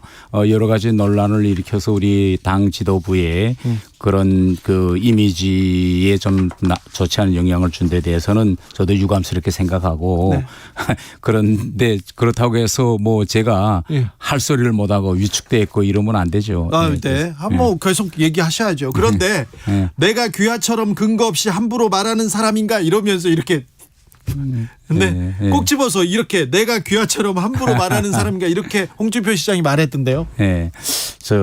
홍준표 시장님은 우리 당에서도 특히 중진 원로들 속에서도 톱 1입니다. 네. 그분만큼 네. 그런 높은 스펙을 가진 분이 없거든요. 아우, 네. 목소리도 크죠. 그래서 저는 항상 선배로서 존경하고 네. 또 그분이 저에 대해서 그런 생각을 가지고 계신다면 네. 제가 뭐 유념할 일이 있다면 유념하고 네. 네, 그렇게 하겠습니다. 아니 내가 귀하처럼 근거 없이 함부로 말하는 사람인가 그러면서 북을 완전히 장악하지 못했던 김일성의 지시라고 4.3이 지시라고 한 것은 친북 좌파들에게 역공의 빌미를 준 주장이었다 이렇게 계속 얘기하시던데 네. 어처구니가 없다고. 예, 뭐 제가 우리 당의 원로이고 정말 중진이신 네. 홍준표 시장님께서 하신 말에 대해서 제가 일일이 네. 코멘트하는 거는 네. 전 후배로서 부적절하다 이렇게 생각합니다. 되게 겸손하게 또 이렇게 얘기하시네요. 아니 근데 홍준표 시장이 너무 하는데요. 태영호 최고위원한테 막 계속 이렇게 하는 거 너무 하는 것 같은데요. 제가 뭐 최고위원 된다음에도 예. 대구까지 내려가서 홍준표 시장님께 인사도 드렸고 인사할 때 뭐라고 합니까? 뭐 이번에 뭐 될 줄 몰랐는데 됐다고 정 잘해보라고 이렇게 네. 말씀하시더라고요. 그래요. 덕담했어요? 예. 저는 항상 그분을 우리 당의 원로로서 존경하고 있습니다. 아, 네. 그런데 저 홍준표 시장은 의원님 별로 존경하지는 않는 것 같아요. 2081님께서 김재원 최고위원 윤리회의 회부되면 태영호 최고위원도 불편해지는 거 아닙니까? 이렇게 물어봅니다. 글쎄요. 뭐 김재원 최고위가 윤리회에 상정되겠는지 뭐 상정되지도 않을 미리 예단해서 네. 뭐 상정된다면 내가 불편해진다 이런 게 제가 미리 말씀드릴 사항은 아닌 것 같습니다. 네. 예. 정광훈 목사 얘기는 이제 국민의힘 최고위원회에서나 국민의힘 지도부에서는 이제 그만 얘기하고 싶어야죠. 예, 그렇죠. 저는 진짜 이해가 안 되는 게 왜 자꾸 정광훈 목사하고 우리 당을 엮으려 하는지. 네. 물론 정광훈 목사 자체는 뭐 그렇게 싶겠지만 그걸 가지고 뭐 외부에서 네. 뭐 정광훈 목사와의 뭐 연을 끊어라. 네. 아니 뭐 끊을 게 있어야 끊지요. 뭐 끊어라 뭐 이런 말씀들을 많이 하는데 사실 뭐 저희 당과 정광훈 목사 뭐 당 특히 당 지도부 뭐 김기현 대표 아무런 연결고리나 지점이나 끈이 없거든요. 그래요? 근데 왜 그런 말씀들을 계속해서 홍준표 시장 왜 그럴까요? 글쎄요. 그래서 제가 말씀했더니 본인은 뭐 근거 없이 말하는 분은 아니다라고 했는데 네. 저는 잘 모르겠습니다. 홍준표 시장님한테 어떤 구체적인 생각이요. 근거가 있는지. 네. 네, 알겠어요. 정광훈 목사 얘기가 계속 되는 거는 조금 부담이죠. 국민의힘. 저는 우리 당과 정광훈 목사가 서로 이제 엮이는 건 전 대단히 부적절하다. 네. 이렇게 생각합니다. 네. 강남 갑 국회의원이시죠? 예. 강남에서 태영호 인기가 대단합니다. 대단한 그건 아닌 것 같아요. 대단한 이유가 뭐라고 생각하십니까? 글쎄요. 뭐 제가 대단하다고 생각해 본 적은 없는데 네. 어쨌든 주민들의 민원을 해결해서 열심히 뛰고 있고 좀 약간 인식이 달라졌다라는 건 종부세 문제와 관련해서 네. 제가 국회의원 됐을 때 모든 분들이 2009년부터 이 종부세 과세 표준이 변하지 않았다. 네. 공시지가 오르는데 그러면 저보고 그걸 해결해 달라라고 요구하면서도 아이고 북에서 온 사람이 뭐 어떻게 그걸 하겠느냐라고 기대하지 않았는데 종부세. 제가 지난해에 종부세 과세 기준을 9억으로부터 11억으로 상향 조정했거든요. 아니에요. 저 종부세 관련 없이 태영호는 그 전에도 인기가 있었어요. 평양에서도 인기가 있으셨어요? 평양에서는 뭐 별로 인기는 없었습니다. 그런데 강남에서 왜 인기가 있는지 그건 다음 시간에 제가 또 한번 그래요. 연구해 봅시다. 그럴게요. 네. 예. 태영호 국민의힘 최고위원이었습니다. 감사합니다. 예, 감사합니다. 정치 피로, 사건 사고로 인한 피로, 고달픈 일상에서 오는 피로. 오늘 시사하셨습니까? 경험해보세요. 들은 날과 안 들은 날의 차이. 여러분의 피로를 날려줄 저녁 한 끼 시사. 추진우 라이브.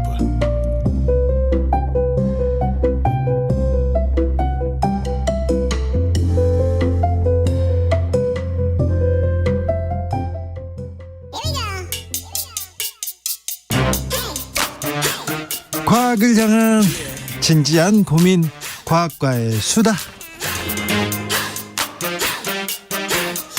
주진우 라이브 과학 선생님입니다. 이선호 엑소쌤 어서 오세요. 네, 반갑습니다. 곽화 엑소입니다. 네, 잘 지내시고요. 보고 싶었습니다. 네. 저는 보고 싶어요. 이렇게 봐야지. 네. 네. 전화는 못 해요. 부끄럽기도 하고요. 네. 그리고 도청당할까봐 전화 잘 안 해요. 그래서 오늘은 제가 이제 소리의 과학 예. 또 이제 도청의 과학을 좀 준비를 했습니다. 아이고, 네. 역시 곽 선생님, 센스가 짱입니다. 네. 네.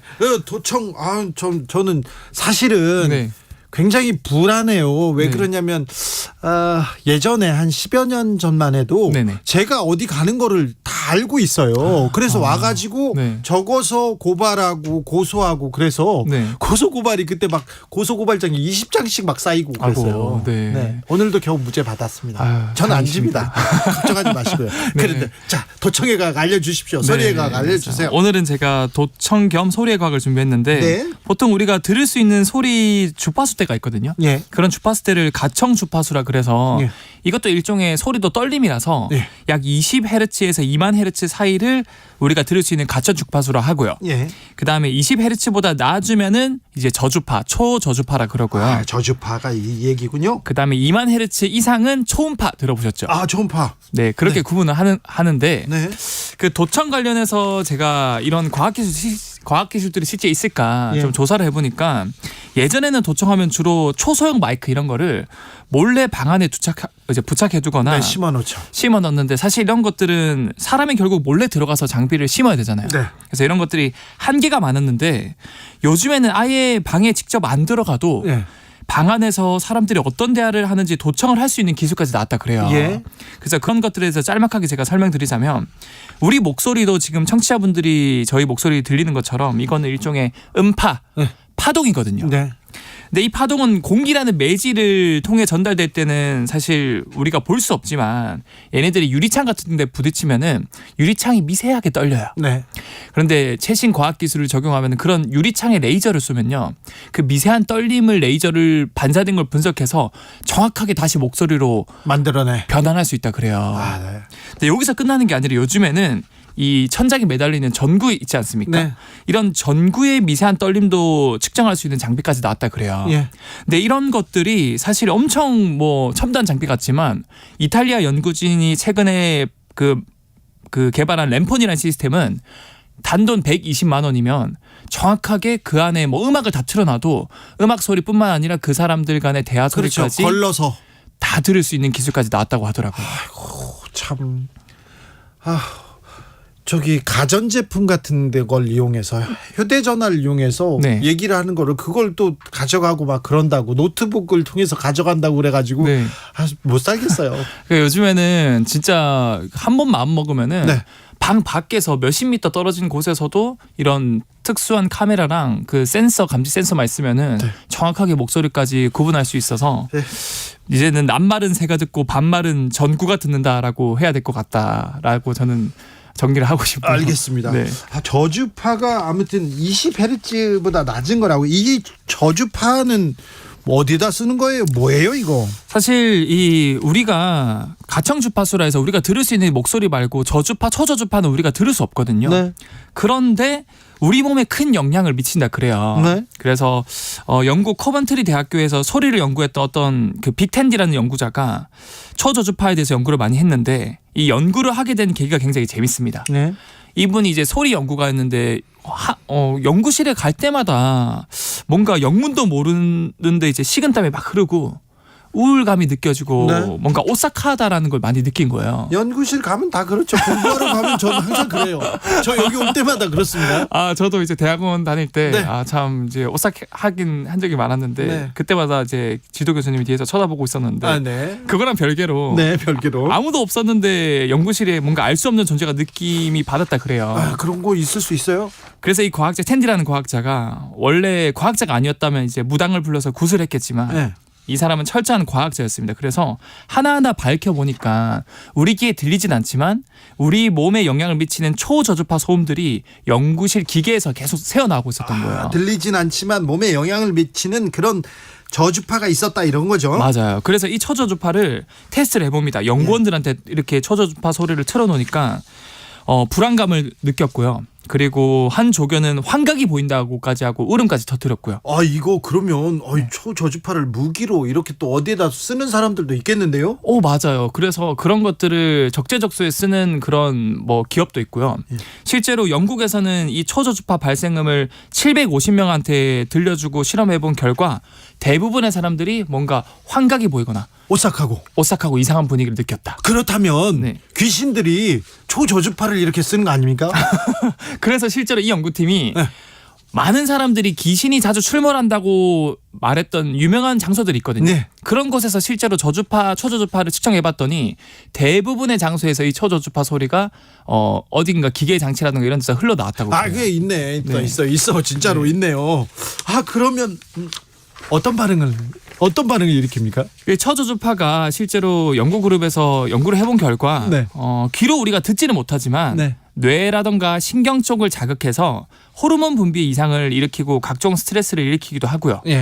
그리고 이런 스트레스 호르몬이 증가해서 두통이나 불면증을 생기게 하고 또는 우울감, 불안감을 뭐 많이 불러일으킨다. 아, 자, 불안감 이거 저를 도청하거나 혹시 이거 다른 사람들한테 이거 들려줘야 되는데 저를 이렇게 해방하려고 하는 사람한테 그런데 걱정인 게 우리 주변에 이거 저주파 어디 흐르는 데 있습니까? 들을 수 있습니까? 그러니까 이게 찾을 수 제가 있을까요? 오늘 가지고 온 이유가 이 답변을 드리려고 가지고 온 건데 놀랍게도 지금 여러분들도 계속 듣고 계실 확률이 높아요. 그렇겠죠.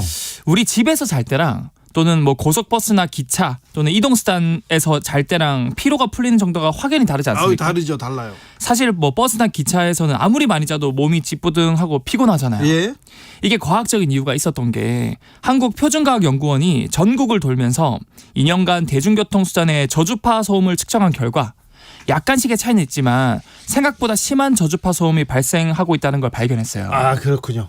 그래서 우리가 듣지 못하지만 자동차나 기차, 버스 등에서 우리 몸을 피곤하게 만드는 저주파가 계속 발생하고 있고 이게 단시간은 모르겠지만 계속해서 노출되면은 온몸의 압박이나 진동감을 느끼게 하고 실제로 외국에서도 이런 저주파 소음을 계속 들으면 몸을 피곤하게 만들 수 있다라는 결과도 나왔어요. 그런데요. 승용차로 어디를 다녀오는 것보다 버스를 타고 오면 조금 더 피곤한 것 같아요. 버스보다는 기차, KTX를 타면 조금 덜 피곤한 것 같다 이런 생각도 있는데 여기도 좀 차이가 있을까요? 이것도 정확하게 한국표준과학연구원에서 조사를 해봤더니 KTX 그다음 지하철 서울 지하철뿐만 아니라 부산, 광주, 대전 전부 다 조사해봤고요. 고속버스 그다음에 일반 승용차 다 조사해봤더니 그 주진우 기자님께서 말씀해주신 것처럼 고속버스에서 저주파가 가장 심하였고요. 115데시벨 정도 되었고요. 두 번째가 KTX나 트럭.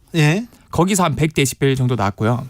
그다음 승용차는 이보다 적었지만 한 90데시벨 정도의 저주파 소음이 운행할 때 나오고 있기 때문에 이거 사람들 거의 다 비슷하게 느낄 거예요.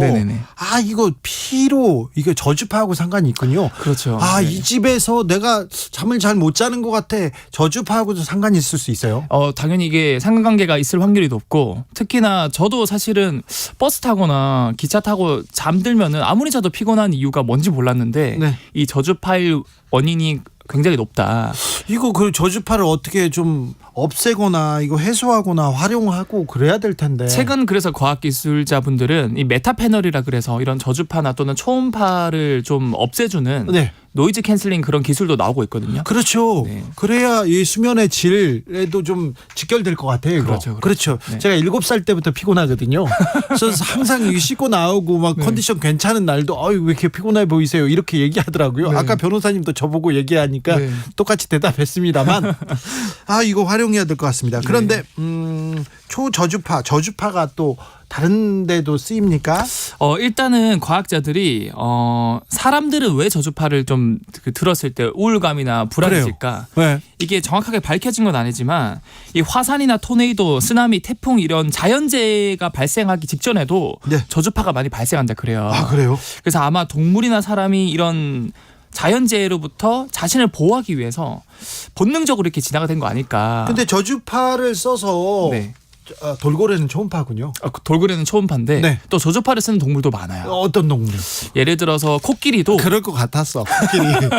저주파를 써서 10km 멀리 떨어져 있는 이성에게 유혹을 하기도 하고요. 10km나요? 그리고 호랑이도 저주파를 쓰는데 호랑이. 우리 어릴 때 호랑이 만나면 조상분들이 완전 굳어서 도망을 못 간다 그랬잖아요. 네.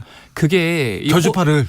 호랑이의 저주파는 실제로 사람들한테 들려줬을 때 몸이 굳어버린대요. 아, 그래요? 네, 신경계에 좀 이상을 줘가지고 좀 공포감을 느끼고 몸을 굳게 만들기도 하고요. 예.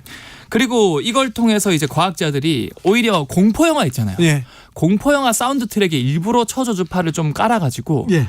진짜 무서운 장면이 나올 때 우리가 듣지 못하지만 초저주파가 나오면 더 공포감을 느끼잖아요. 아, 네. 그래서 이걸 전략적으로 더 네. 공포감을 느끼게 하려고 우리가 네. 듣지는 못했지만 이거 좀 활용할 곳이 많을 것 같은데요. 맞습니다. 이거 연구해가지고 네. 엑소쌤이랑 저랑 네. 연구해가지고 어디에다 좀 써봐. 나쁜 사람들한테 누가- 저주파를 이렇게 막 그쵸. 해가지고 누가 우리 도청할 때 네. 이렇게 저주파 도청 그렇죠. 네. 그러고 싶어요. 도청하면 잘 들어라 이렇게 싱 이렇게 보내는. 알겠습니다. 네, 소리의 과학, 도청의 과학 이선호 엑소쌤과 공부해봤습니다. 감사합니다. 네, 감사합니다. 교통정보센터 다녀오겠습니다. 김한나 씨. 네, 시각 교통정보입니다. 먼저 서울 시내 상황입니다. 지금 내부순환로 성수분기점 방면으로 홍지문 터널과 램프 사이 2차로를 막고 사고를 처리하고 있습니다. 성산램프에서 정릉터널 입구 쪽으로 여파받고 있고요. 올림픽대로 공항 방면으로는 성수대교에서 가양대교까지 정체되고 있는데 다 가시는데 1시간 남짓 소요되겠습니다. 또 강남순환로 성산 방면으로는 봉천터널 중간부에서 출구부 쪽으로 1차로를 막고 사고를 처리하고 있어서 차선 변경 잘 하셔야겠습니다. 고속도로에서는 영동고속도로 인천 방면으로 차가 많은데요. 지금 신갈분기점부터 반월터널까지 20km 길게 정체되고 있고 이후로는 군자분기점에서 영동섬 시점까지 정체가 이어집니다. 반대 강릉 방면으로도 교통량 늘면서 안산에서 안산분기점까지 또 둔대분기점에서 부곡나들목까지 어렵습니다. 경부고속도로 서울 방면으로는 안성분기점 부근 1차로에서 추돌 사고를 처리하고 있고요. 이후 남사진이 부근에서 동탄분기점까지 또 신갈분기점에서 죽전 휴게소까지 어렵고 여기 죽전 휴게소 부근 5차로에서는 고장난 화물차까지 처리하고 있어서 더 주의하셔야겠습니다. 이후 달래내에서 반포나들목까지 10km 정체입니다. KBS 교통정보센터에서 김한나였습니다.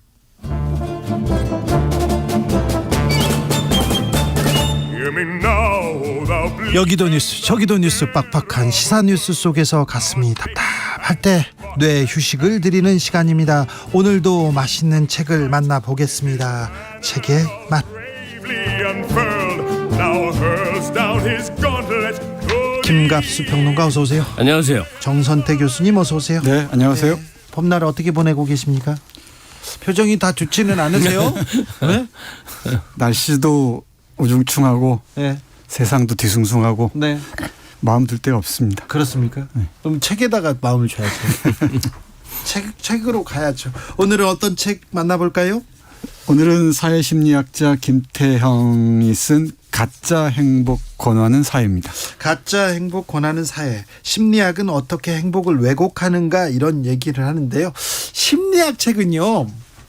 좀 볼 때 이거 괜찮다.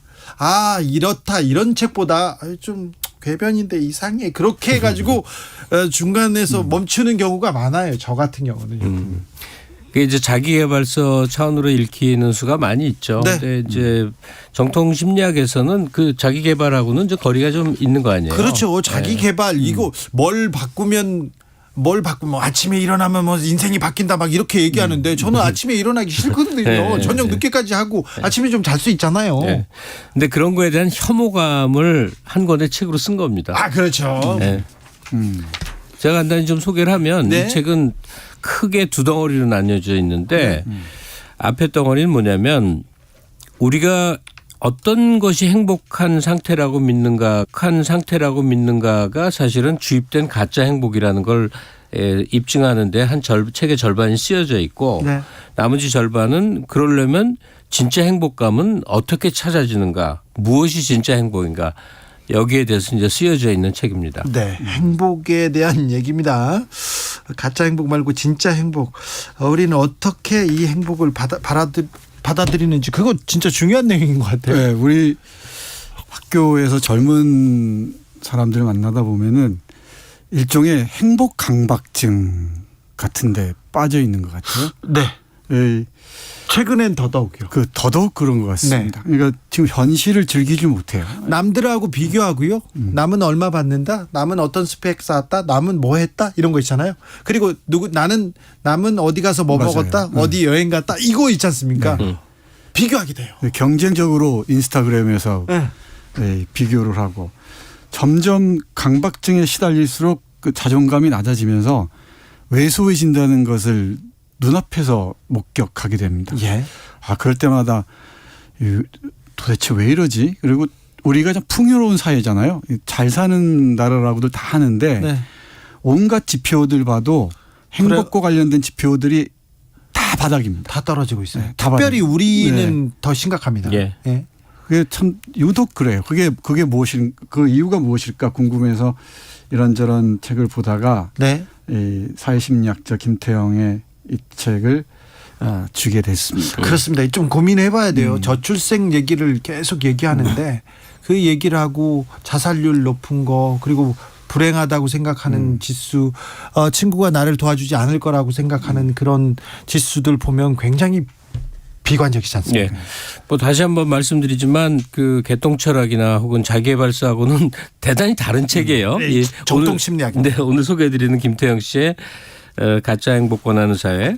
그러면 그 가짜 행복 진짜 행복은 사실 그 사람 숫자만큼 다른 얘기를 할 수 있잖아요. 그렇죠. 인생이란 무엇인가 사람 숫자만큼 얘기 나오잖아요. 근데 오늘은 저자 속에 들어가 보는데 제가 주진우 씨에게 이제 잠깐 퀴즈를 드릴게요. 이 저자가 말하는 가짜 행복 진짜 행복이 있다면 제가 몇 개 이 책에 나오는 키워드를 나열할 테니까 무엇이 가짜이고 무엇이 진짜라고 저자는 말하고 싶은 걸까 몇 개 키워드를 얘기해 볼게요. 소확행, 작지만 소소하고 확실한 행복, 마음챙김, 힐링, 워라벨, 욜로. 자, 이 중에 저자는 어떤 게 가짜 행복이고 어떤 게 진짜 행복이라고 구분하고 싶어 하는 걸까요? 어떤 거를? 어려워. 다시 한번요. 다시 한번 같이 풀어보자고요. 소확행, 마음챙김, 힐링, 워라벨, 욜로. 아니 저는 저런 단어가 솔직히 말해서 다 싫고 거부감이 있어요. 야, 역시 주진우네. 그러니까 저자가 회초리를 들어서 매우 공격하고 싶어하는 게 이런 얘기들입니다. 지금 말하는 게 전부 다 대표적인 가짜 행복의 사례라는 거예요. 즉 행복은 주관적이고 내 마음에 달려있고 마음먹기 달려있다는 것이 고도자본주의 사회에서 사람들을 현혹시키는 이 왜곡된 어떤 심리학적 사기라는 거죠. 그렇죠. 그걸 입증하는데 책의 절반을 쓰고 있는 겁니다. 아유, 저 깜짝 놀랐어요. 저는 문제 내는 거 다 싫어요. 시험도 싫고요, 검사도 싫고요. 검사 특별히 싫습니다. 그러니까 행복이라는 것을 이 개인에게 맡겨버리면은 이건 그야말로 그 금방 말씀하신 대로 소확행이나 워라벨이나 이 욜로나 힐링이나 마음 챙김이나 뭐 이런 게 행복해 보일 수 있지만은 그건 사회적 측면 또는 국가의 역할 이런 걸 다 포기하는 개인의 문제로 다 돌려버린다는 거예요. 행복의 문제를. 이거야말로 가짜 행복이고 자본주의와 결탁한 심리학이 사람들을 현혹하는 방식이라고 얘기를 합니다. 가장 풍요로운 세상에서 우리가 살고 있잖아요. 역사상. 근데 가장 돈 때문에 가장 불행한 세상에서 살고 있다는 사람들이 많습니다. 근데 이 책은 이제 수치로 얘기를 많이 이제 입증을 하는 게 있는데 예컨대 물질, 돈이 사람의 행불행을 실질적으로 좌우하잖아요. 네, 중요한 요소죠. 아니, 당연하죠. 그게 아니라고 그러면 정말 무슨 이상한 사람이죠. 뭐 절에 가면 더 뭐 안 그런 게 아닌데. 스님들 더 부자. 계룡산 가야죠. 스님들 부자인 분들도 많습니다. 물론 뭐 무소유를 실천하고 있는 분들 많죠. 이게 2021년에 나온 거니까 한 3년 전 통계라고 보고요. 그 계산을 해낸 게 있어요. 그 월 소득이 있지 않습니까? 그러면 180만 원도 있고 200도 있고 300도 있고 1000만 원도 있고 5천만 원도 있고 그랬을 때 작은 수입에서 460만 원이 월 소득에 도달할 때까지는 사람이 계속 행복해진대요. 430만 원까지. 430만 원 참. 그러니까 내가 한 230만 원 받고 있는 사람인데 그게 조금 50만 원 늙어보면 얼마 늘으면 한 430만 원이 될 때까지는 그 개인에게 이게 어떤 통계적 지표에 개인에게 느껴지는 행복감이 계속 증가한대요. 네. 근데 그걸 넘어버리면 전혀 다른 이제 맥락이 되는 거죠. 뭐 저자는 이 돈의 유무 자체에 대해서 집착하는 마음을 버리라는 이제 노력을 권장하긴 하나 네. 현실적으로는 그렇다는 이제 계산법이 나오죠. 한국 사회가 안고 있는 가장 큰 문제가 이 책 저자에 따르면 네. 일단 불안 문제입니다. 근데 불안을 둘로 나눠서 설명을 해요. 하나는 이 생존 불안. 이게 물질적으로 풍요로운 사회인데도 생존 불안에 시달린다는 거죠. 네. 그리고 또 하나 존중 불안이라는 겁니다. 내가 누구의 존중받지 못한다는 불안. 이것 때문에 전반적으로 이 불안 그 신드롬 같은 게 확산돼 있다 그러죠. 근데 실제로 제 경험입니다만은 젊은 사람들 보면은 불안과 공포에 거의 노예가 되어 있는 것 같아요. 그러니까 현재를 미래의 불안이나 공포에 저당 잡힌 형국이죠.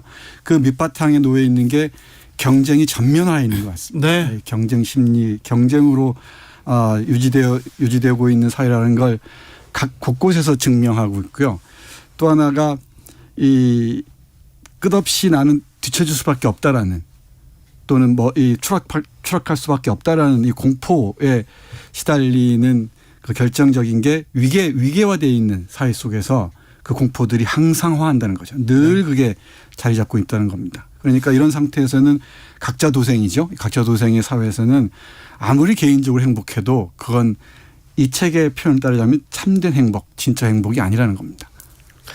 그러니까 저자가 끊임없이 강조하고 싶은 거는 행불행의 감정을 내 개인적 차원으로 생각해서는 안 된다. 네. 그것은 사회와 국가라는 큰 틀 안에서 규정되어지는 요소가 그렇죠. 많기 때문에 자기 행복감이나 이런 걸 들여다볼 때도 공동체라든지 국가 사회라는 각도로 계속 들여다봐야 된다 얘기하는데 지금 정선태 교수가 잠깐 말한 것 중에 한국이 느끼는 보편적 불안 가운데 위계의 불안 있지 않습니까? 네. 이건 책 밖에서 제가 얘기를 하지만 제가 한 인생 살면서 많이 느낀 게 우리는 불행하지 않아도 스스로 불행하게 만드는 그 측면이 인간관계에서 많이 나온다고 생각을 해요. 네. 그러니까 인간관계에서 뭐냐면 우리는 전통사회에서 무엇을 계승했는가. 조선조가 있었고 뭐 옛날 사회가 있다면 지금 이 2000년대 현재 무엇을 계승하면 상전과 하인의 관계를 그대로 계승했어요. 그러니까 자녀가 부모에게, 학생이 선생에게, 직장에 들어오면 하급자가 상급자에게 사회적인 관계에서 모두가 한 사람은 하인이고 한 사람은 상전에 하다못해 인사도 악수를 할 때 한쪽은 고개를 숙입니다. 마주보고 인사하는 게 없어요. 네. 그걸 예의라고 우리는 가르치고 있는 거예요. 네. 그러니까 대단히 잘못된 거죠. 한 사람이 한 상급자에게 인격적으로 복종하는 것을 옳은 것으로 얘기를 했어요. 그걸 예절이라고 생각했죠. 그리고 자기가 그에 대한 되갚음을 끊임없이 하고 있어요. 자기가 어떤 관계에 있어서 선배가 된다든지 상급자가 되면 그 하급자에게 거의 이 군림하고 이 폭군처럼 구는 것이 당연시되는 사회를 계속 만들어 왔는데 그게 완화가 되는 게 아니라 계속 강화된 게 그게 사회 윤리 질서 도덕이라고 잘못 가르치고 있는 거예요. 그러니까 군대 문화가 좀 자리 잡았다. 군대 문화는 좀 더 그걸 강화시켰지만 더 폭넓게 우리 사회에서 그런 모습을 계속 보고 있습니다. 네. 그래서 저는 사회적 캠페인을 할 수 있는 기회가 있다면 하고 싶은 게 네. 누구에게도 고개 숙이지 말라. 인사하는 거를 하지 말자. 아니 뭐 인사는 눈을 마주치고 그러니까 다른 인사. 네, 그렇죠. 목례. 네네 목례. 고개 숙이는 인사를 하지 말자. 네, 내가 만약에 우연히 대통령을 마주치면 네. 마주서서 똑바로 바른 자세에 서서 손을 마주잡고 악수를 할지언정 네. 누구에게도 절대로 고개 숙이지 말라. 그 습관을 부모에게서부터 하라. 선생님에게서부터 하라. 어린 시절부터 하라. 누구에게도 고개 숙이지 말라. 대신 반가운 인사할 수 있잖아요. 네. 그렇죠. 눈 마주치고 목례할 수도 있고 어떤 뭐 손을 잠깐 들 수도 있고. 네. 그래서 여기서 말하는 위기에서 오는 그 공포는 경제력이나 이런 거 말고 네. 사회적 긴장을 유발하는 요소인데 모든 게 상하 관계로 되어 있는 이 부분을 어떻게 극복하느냐. 네. 목례 고개 숙이지 않기 이거 사회 운동화한다. 이거 많은 시사점을 던져줍니다. 이 상하뿐만 아니고 위계가 더욱 촘촘하게 나뉘게 되잖아요. 네. 대학 한번 보세요. 뭐 우리 김갑 선생님이나 주진우 기자는 잘 모를지 모르겠지만 대학 그 위계 외우는 방식 있는 거 아시죠? 뭐죠? 서성영 이런 네. 하는 것도 서열이요. 네, 서열 외우는 게 있습니다. 네. 그 외우는 것 중에서 위에 스카이는 뭐 쳐다보지도 못할 곳이어 들어가지도 않는답니다. 저는 그것도 최근에 알았는데 그러다 보니까 젊은 사람들이 그 젊은 청춘 시절부터 그 위계에 고착돼 버려요. 주눅이 들어 있어요. 네, 결정적인 자존감이 없다는 겁니다. 네. 그러니까 이 대학의 서열화가 그 정도로 고착돼 버렸으니 다른 영역에서는 어떻겠습니까? 그러니까 이 회사를 얘기할 때도 그 회사가 구현하는 사회적 가치나 뭐 이 존재 의미 이런 게 아니고 연봉으로 다 환산해 버리잖아요. 아, 그러니까요. 네, 이게 치명적으로 보이는 것 같습니다. 그러니까 뭐 잠깐 얘기하다가 좀 하나만 더 보탤게요. 많이 보태세요. 누구에게도 고개 숙여 절하지 말자라는 이제 주장과 더불어서 거의 모든 사람은 학교를 다녀요. 초, 중, 고, 대를 다녀요. 그럴 때 동급생 이외의 사람들에게 어떤 이 용어를 쓰는 우리는 참 치명적으로 존댓말과 반말이 존재하잖아요. 네. 이거 굉장히 잘못된 언어 체계거든요. 사람이 사람을 향해 어떤 관계건 하댓말을 써서는 안 되는 거죠. 영어 같은 건 하댓말이 없잖아요. 그러니까 내가 같은 고등학교에 다녀요. 그러면 내가 1학년인데 2학년, 3학년이 있잖아요. 그래 봐야 1살이나 2살 위인 거예요. 전통사회는 10살 이내는 다 친구였어요.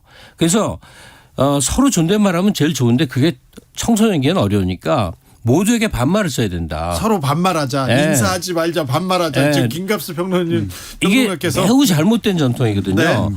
아니 그래봐야 중고등학교 초중고 들어가서 네. 윗학년이라 봐야 한두 살 10살 이내 차이예요. 몇 달 일찍 간 사람들 많아요. 그럼 다 친구예요. 그러니까 누구에게도 반말을 해야 그러니까 존댓말을 하면 가장 좋은 건데 그거 해결이 쉽지 않으니까 2학년이 1학년에게 반말하고 1학년은 2, 3학년에게 존댓말하니까 매우 잘못된 풍도예요. 저도 그런 시절에 학교를 거쳤지만 이게 극복되려면 학교 내에 있는 모든 사람은 반말을 해야 된다. 이건 정말 강력하게 주장하고 싶어요. 네. 어떤 학교에서 이런 운동을 해봤으면 합니다. 네. 이런 거는 네. 제가 어느 학교 단체에서. 교장이라면 네. 그걸 모든 학년에게 권하고 싶어요. 히딩크가 우리나라에 와서 자기 축구팀 국가대표 소집을 하니까 형 동생 하고 있더라는 거예요. 그렇죠. 모두에게 반말을 하라고 그랬어요. 서로에게. 네. 그리고 그게 지켜졌어요.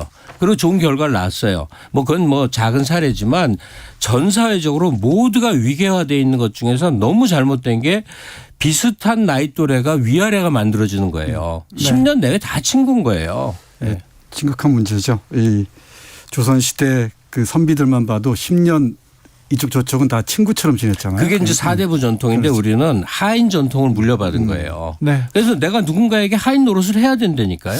강의하면서 학생하고 반말 쓰자 이렇게 했던 교수들이 몇 분 계셨어요. 제가 지금 생각나는 분도 우리는 그런 관계가 아니니 서로 공부하는 관계고 서로 배우는 관계니 우리는 존댓말 쓰지 말자 이렇게 얘기했던 어른들도 계셨습니다. 우리는 서로 존댓말 쓰는 걸로 가고 있는데 사실 반말이란 것 자체가 원래는 없어져야 되는 거예요. 아무리 부족하고 아무리 어떤 관계여도 사람에게 하대의 말을 써서는 안 되는 거거든. 근데 어쩌다 이제 이렇게 돼버렸어요. 동방 예의지국인데 너 근데 그런 걸로 다투거나 쟤 1살 어린데 호적 속여가지고 나한테 반말했어. 그래가지고 큰 싸움 난 거 많이 봤거든요. 그러니까 얼마나 이게 잘못된 거냔 말이에요. 그러니까 오늘 권하는 책이 가짜 행복 권하는 사회인데 이걸 읽으면서 우리가 왜 불행감에 많이 젖어들까의 그 요인은 수천 가지가 있는데 당장 느껴지는 게 인간관계에 있어서 내가 누구의 아래가 되고 누구의 위가 되는 모든 이 규정이 얼마나 잘못된 것인가를 정말 많이 생각해 보게 됐거든요. 직장에 들어왔을 때도 늦게 들어온 후배일 뿐이지 그 아랫사람이라고 얘가 아는데 위아래 이렇게 얘기하잖아요. 우리 시청자분들께서는 어떤 잣대로 자신의 행복을 측정하는지 모르겠는데 김태형의 이 가짜 행복 권한 사회 보시면서 한국 사회에서 어떤 게 진짜 행복일까 고민할 수 있는 기회를 좀 마련했으면 좋겠습니다.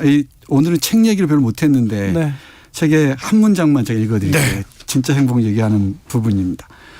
일찍이 헬렌 켈러는 진정한 행복의 조건이 무엇인지 오해하는 사람들이 많다. 진정한 행복은 자기 만족을 통해서가 아니라 가치 있는 목적에 헌신할 때 찾아오는 것이다 라고 말한 바 있다.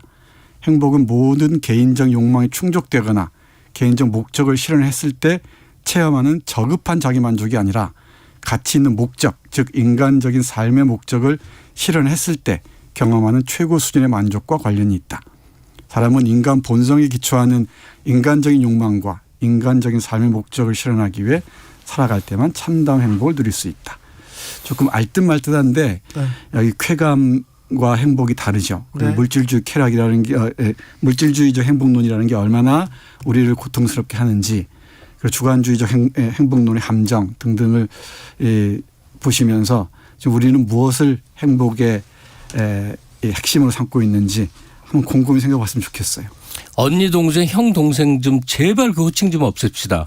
친족만 그렇게 부릅시다. 왜 사회관계에서 형이고 동생이고 언니고 뭐 오빠고 해요. 씨로 불러야지 씨로. 그렇습니까? 네, 갑수 씨. 여기서 직장 마무리하시죠. 내에서도 대리님, 과장님 이거 좀 없앱시다. 님 좀 뗍시다. 과장, 대리 아니면 무슨 씨. 알겠어요. 평론가님 여기서 끝내야 될 것 같습니다. 네. 교수님 감사합니다. 네, 고맙습니다. 선생님 감사합니다. 네. 행복에 대해서 생각해봤습니다. 가짜 행복 권하는 사회 읽어봤습니다. 주진우 라이브는 여기서 인사드립니다. 저는 내일 오후 5시 5분에 돌아옵니다. 주진우였습니다.